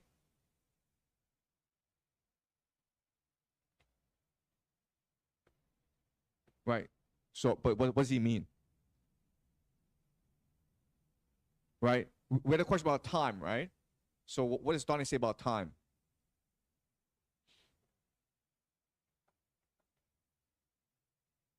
Yes?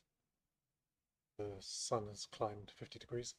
Yeah, and that's physical time. But what? Could you yeah. What's he saying here? Verse 10, the power that perceives the course of time is not the power that captures all the mind. The former has no force, the latter binds. So it's not your perception, it's your imagination. It's not the perception that matters. What matters? The perception of time doesn't matter. What matters? The emotions, right? Emotions. Right? So the power that perceives the course of time is not the power that captures all the mind, okay? The power that perceives the course of time has no force. The power that captures all the mind, which is the emotions, that binds, okay?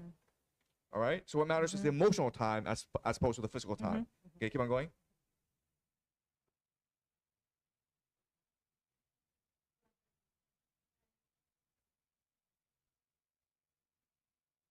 Line 13, and I confirmed this by experience, hearing that spirit in my wonderment. For though the sun had fully climbed 50 degrees, I had not noticed it. When we came to the point at which in unison those souls cried out to us, here's what you want. And then verse 19, the farmer, when the grape is darkening, will often stuff a wider opening with just a little forkful of his thorns. Then was the gap through which my guide and I, which followed after climbed, we two alone, after the company of souls had gone. Why doesn't he notice the passing of time? Why doesn't he notice the passing of time? Yes? The changing of the sun's degrees. Well, that would tell him the time, but he doesn't even notice that. I'm saying, why doesn't he notice the sun, the passing of time? And like, this is just like, why don't you notice time?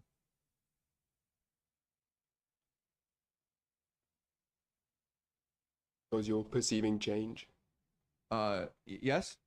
Why would you not notice time? Not notice time. Yeah, why would you not notice time? If nothing changes. You know what I'm saying? When do you not notice time? Yes.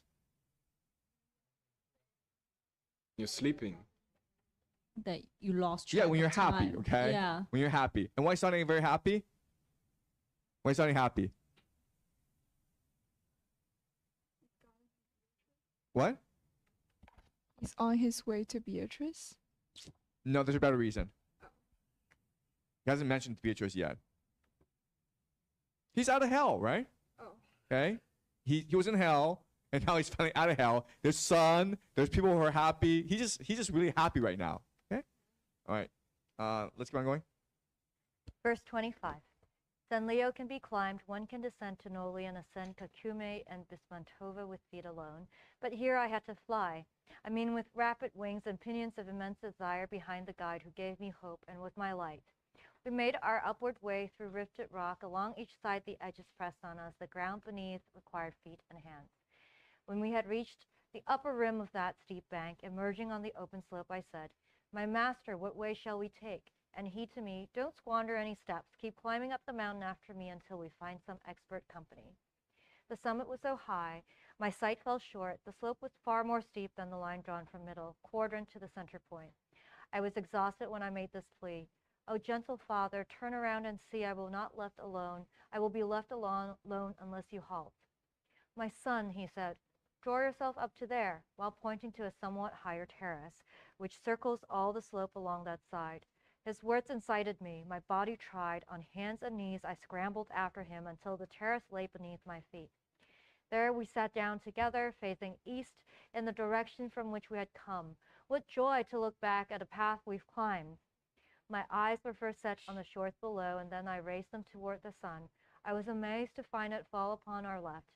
And when the poet saw that I was struck with wonder as I watched the chariot of light passing between the north and us, he said to me, "Suppose Castor and Pollux were in conjunction with that mirror there, which takes the light and guides it north and south, then you would see the reddish zodiac still closer to the bears as it revolves, unless it has abandoned its old track. If you would realize how that should be, then concentrate, imagining this mountain so placed upon this earth that both Mount Zion and it, although in different hemispheres, share one horizon. Therefore you can see, putting your mind to it attentively." Where is Mount Zion? You guys know? Where's Mount Zion? Probably in Mount Zion? Come on, guys. In Israel? Egypt. No. Jerusalem, right? Zionist? Come on, man. Zionist, right? Mount Zion. So what he's saying is that Purgatory and Jerusalem are opposite of each other. Does that make sense? Okay. So yeah. Yeah.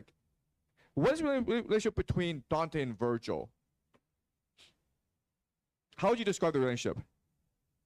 Susie? No. Yes? Well, still a father-son relationship. Yes. Can you explain why? Well, like further up, he said, Virgil said son to Dante, and Dante said father to Virgil. Okay. So Dante still trusts Virgil that he knows the way up. So let's imagine you're a father, okay? And you take your son, who's like 10, on a hike to a mountain, right? What's your son doing all the time? Are we there yet? Yeah, are we there yet? Okay. And what's Sonny doing? Like, are we there yet? Okay. And the father's like, oh, like, just focus on the mountaintop. Okay. So it's very much a father-son relationship. And it's almost like Dante has regressed, right? Because he's acting a lot more immaturely than before, right? Before it was one of respect, one of all at Virgil. Now it's just like, are we there yet, man? This is so exhausting. And Virgil's like, come on, man, move it. Okay? All right, let's keep on going. Line 71. Line 71. Therefore, you can see, putting your mind to it attentively, how that same path which Phaethon drove so poorly must pass this mountain on the north, whereas it skirts Mount Zion on the southern side. I said, my master, surely I have never, since my intelligence seemed lacking, seen as clearly as I now can comprehend that the mid-circle of the heavens motion, one of the sciences call it equator, which always lies between the sun and winter, as you explained, lies as far north of here as it lies southward of the site from which the Hebrews, looking toward the tropics, saw it. But if it please you, I should willingly learn just how far it is we still must journey. The slope climbs higher than my eyes can follow. And he to me, this mountain's of such sort that climbing it is hardest at the start, but as we rise, the slope grows less unkind. Therefore, when this slope seems to you so gentle, then climbing farther up will be as restful as traveling downstream by boat. You will be where this pathway ends, and there you can expect to put your weariness to rest. I say no more, and this I know is truth. Okay, so again, Donnie's just bitching throughout this, right? He's like, are we there yet? I'm so exhausted. Can we just rest? And then Virgil's like, come on, we're almost there. Why? And I don't actually know the answer to this question. Why is Virgil and Dante, why are they spending so much time on trying to geolocate where they are? Right? They're very explicit about where they are. Like, okay, we are the opposite end of Jerusalem. The stars are like this. Why would Dante spend so much time trying to geolocate Mount Purgatory? And I don't actually know the answer. Yes. To like be more accurate while he's writing the poem, because he's gonna like teach all of these to the people. Yes. You could know where heaven touches the earth, i.e., the peak of the mountain would be the closest place on earth to heaven. Yeah, I understand that, but like Purgatory is made up, right? So I'm trying to figure out why he's trying to be so exact and detailed about where Mount Purgatory is. Yes. Well, you're hiking, right? So should have memorize all the signs and where things are so that you don't get lost. Okay, I understand that. Yes. Is it just a metaphor for purgatory? Because purgatory is quite a meticulous place where you have to clean yourselves. Right. But I'm trying to figure this out. Okay. I'm trying to figure out why he's spending so much time being so exact and detailed about where Mount Purgatory is, what it looks like, where it is in relation to other places. Why would he? Again, I don't actually know the answer. I'm just asking you this question. Yes. Maybe Dante just distrust Virgil. He's saying maybe Virgil tried to cheat on him, or. Well, it's Virgil who's doing the talking. Yes. Maybe Virgil's trying to remember it for later. When his task with Dante is done, he gets shoved back to limbo/hell, and he's trying just to remember for himself. That's a very optimistic reading of Virgil, actually. Yes? The way to measure things. So because it's about progress, you can only progress in what you measure. So they're looking at where they are, like, to start with, and then progress with it. Yeah, okay. Right. Good. Right. So maybe a possibility is, like, they're trying to give people a sense of time, so like their progress can be tracked. Okay, that's one really strong possibility. Yes, and I don't know the answer. I'm just like, what are possibilities here? Just use your imagination. Anyone else? Yes. Well, maybe just for the reader, so he can imagine it as detailed as possible. And why would that be important?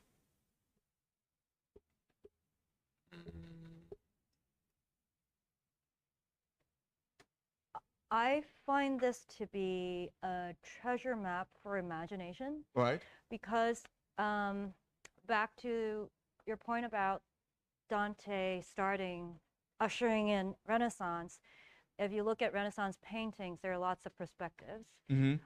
And it's almost like if you want to imagine to the fullest, you need to give details, a lot of details. Yes. And this is like a treasure map to, hey, this is how you do it. Yes. And I guess that's why maybe occultists and you know, later people would find this enlightening because literally this is a map to the ultimate treasures. Yes. Yes. Okay.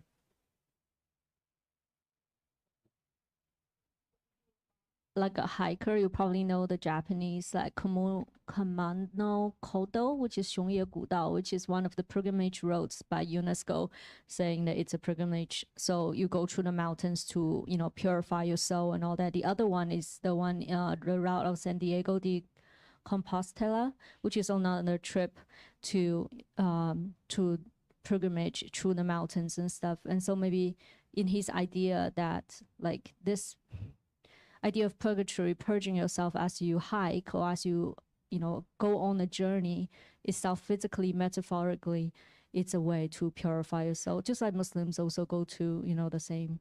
Okay, so I think that Carol's point is very interesting. So let's drop some paintings, okay? Let's look at medieval European art, okay? And then we're going to contrast that with Renaissance art and see if we can spot the difference. It's actually pretty blatant, but we'll do it, okay? Medieval art, we'll look at some images, okay? Okay, so this is medieval art, guys, okay? All right? Do you guys see that? Just put it in your mind. Now we're going to do Renaissance art. And again, the difference is pretty stark.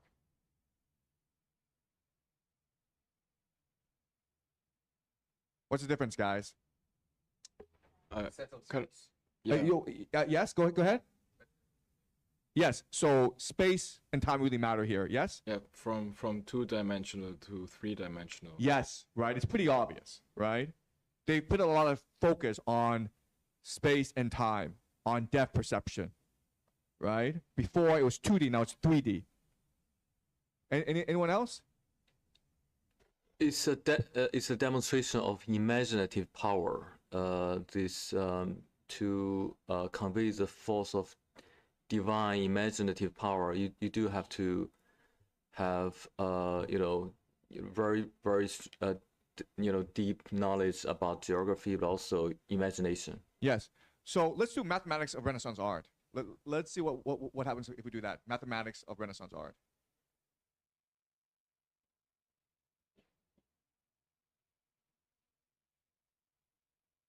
Yeah.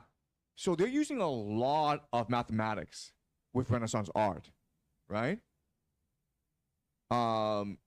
Maybe the Last Supper. Okay, this is the Divine Comedy. Okay. Well, I mean, this is yeah.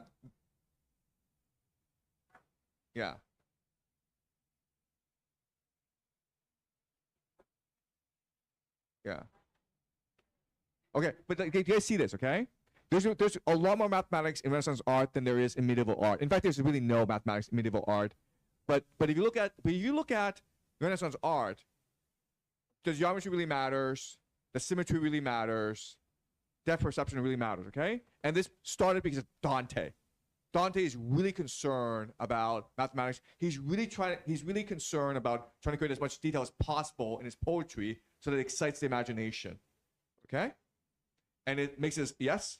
And also pretty much every Renaissance painting is like a historical moment in time, and the medieval paintings were just like bishops and like just portraits, but this is like really, yeah, this really ignites the imagination. Like you can like imagine yourself sitting at that table or like, right. Yeah. And why would it excite the imagination as opposed to medieval art? Yes? Because you're grounding it in something more naturalistic and you're able to see yourself more. And I think the reason he does it in Purgatory is because you can kind of go on Purgatory a little bit while you're alive in real life. Exactly. You understand, okay? Right? So you can actually imagine yourself taking a hike and looking at the stars. And then that draws you back to the Divine Comedy. And when you read Divine Comedy, you can also, as you read this, imagine yourself with Virgil and Dante climbing up Mount Purgatory. That's a power of detail and precision. Again, guys, this is really, it's obvious to us now, but this is it's literally watching a movie, yes? Well, I really feel like Purgatory is really similar to just Earth in general, you know? Like, we have a sun, we have, you know, it's really like Earth-like. as opposed to Inferno. Right, and he's trying to make it as Earth-like as possible, right? By geolocating it, and says like this is actually a real place on Earth, right? And so again, we're not transitioning from the medieval period to the Renaissance period, and this is what sparks it because of its humanistic qualities, right? Its willingness to draw you into the story, its realism, so that you feel that Mount Purgatory is a real place. If it's a real place, then it gives you hope, right? Because before you believed that there was only hell and heaven, and now like no, there's a purgatory place, and it's a transition into heaven. So even if you screwed up, as long as you're willing to repent, you will go to purgatory, and you'll be there for 1,000,000 years. You'll be there for 1,000 years. Who knows? But hey, if your family really loves you, you know it won't be as bad. Okay. So it's almost incentivizing you to live life to the fullest, to live a life of love, to show kindness, generosity, and mercy to others, right? Okay? And again, this is opposite of the India, right? Where again, you're not supposed to show mercy to your enemies, where you're not supposed to like fall in love, you're just supposed to like obey the gods. Does that make sense, guys? All right. All right, let's keep on going. 97. And when his words were done, another voice nearby was heard to say, "Perhaps you will have need to sit before you reach that point." Hearing that voice, both of us turned around, and to the left we saw a massive boulder, which neither he nor I before had noticed. We made our way toward it and toward the people who lounged behind that boulder in the shade, as men beset by listlessness will rest. And one of them, who seemed to me exhausted, were sitting with his arms around his knees. Between his knees he kept his head bent down. "Oh, my sweet lord," I said, "look carefully at one who shows himself more languid than he would have been were laziness his sister." Then that shade turned toward us attentively, lifting his eyes but just above his thigh, and said, "Climb, then, if you're so vigorous." Then I knew who he was, and the distress that still was quickening my breath somewhat did not prevent my going to him. And when I had reached him, scarcely lifting up his head, he said, "And have you fathomed how the sun can drive his chariot on your left?" The slowness of his movements, his brief words, had stirred my lips a little toward a smile. Then I began. "From this time on, Belacqua, I need not grieve for you. But tell me, why do you sit here? Do you expect a guide, or have you fallen into your old ways?" And he, "Oh, brother, what's the use of climbing? God's angel, he who guards the gate, would not let me pass through to meet my punishment. Outside that gate, the skies must circle round as many times as they did when I lived, since I delayed good size until the end. Unless before then I am helped by prayer that rises from a heart that lives in grace, what use are other prayers ignored by heaven?" And now the poet climbed ahead before me and said, "It's time, see the meridian touched by the sun. Elsewhere along the ocean, night now has set its foot upon Morocco." Okay, all right. So we will conclude today. A reminder: tomorrow morning we start at 9 o'clock exactly. Okay, try to come at 8:50. We have a very special guest. We're very honored to have him, Professor David Bromwich, who is studying professor of English at Yale. His mentor was Harold Bloom, of course. I did mention that. And he will come and talk to us about Macbeth. He's joining us live from New Haven. And then we will have a discussion about Shakespeare and Dante, how they're similar, how they're different. And it'll be a very interesting conversation. Yeah, it'll go on for about an hour, and then we'll continue reading Purgatory. And we'll try to do about 10, okay? We have like 3 days more. We have 3 days left, and we'll try to do 10, 10, 10, okay? So please review what we've learned. Any questions about today before we end? Any questions, guys? Ask one question, then we'll end, okay? Yes. Very general question, but do you think open and free imagination is compatible with organizing a society? Because it seems like once a society reaches a certain amount of people and a level of organization, then you need to force people into imagining that your system works. Yeah, that's a great question, okay? And quite honestly, if Dante were alive today, he could not possibly understand why we live the way we do, right? We live in cities of 10 million people. Beijing is like, what, 25 million people? But like no one knows each other. And like you're just like a little cog in the machine. And like Dante would be like, what's the point of this existence? Right? What are you guys trying to accomplish with this sort of with existence? Back then in Italy, whatever the issues were, at least people knew each other, okay? And at least people had roots. At least people knew why they were living, and happiness had a purpose, right? You wanted your community to thrive. And now in our world, we're just focused all on just material acquisition. And as you point out, that's a result of mass society. Okay, once your society reaches a certain point, your society has to be organized a certain way. You lose your sense of community, you lose your sense of identity. You are just a empty soul. You're basically a slave, really. Okay, I mean, like, I hate to say this, but like, are we not slaves? I mean, I like just the idea of like sending kids to school to learn to read and write so that they can go to university to get a useless degree so that they can go make useless money. Right? I mean, like, what exactly is the point? All right. So, as you point out, once society reaches a certain number, it could be 1 million, it could be 2 million, who knows? Okay. But you're kind of stuck like this, and there's no way out of it because with this amount of people, you need bureaucracy, and you need hierarchy, and you need inequality in order to make the society function. There's really no way around it.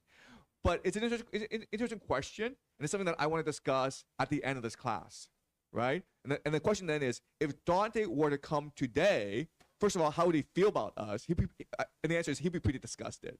But also, what would Dante recommend that we do?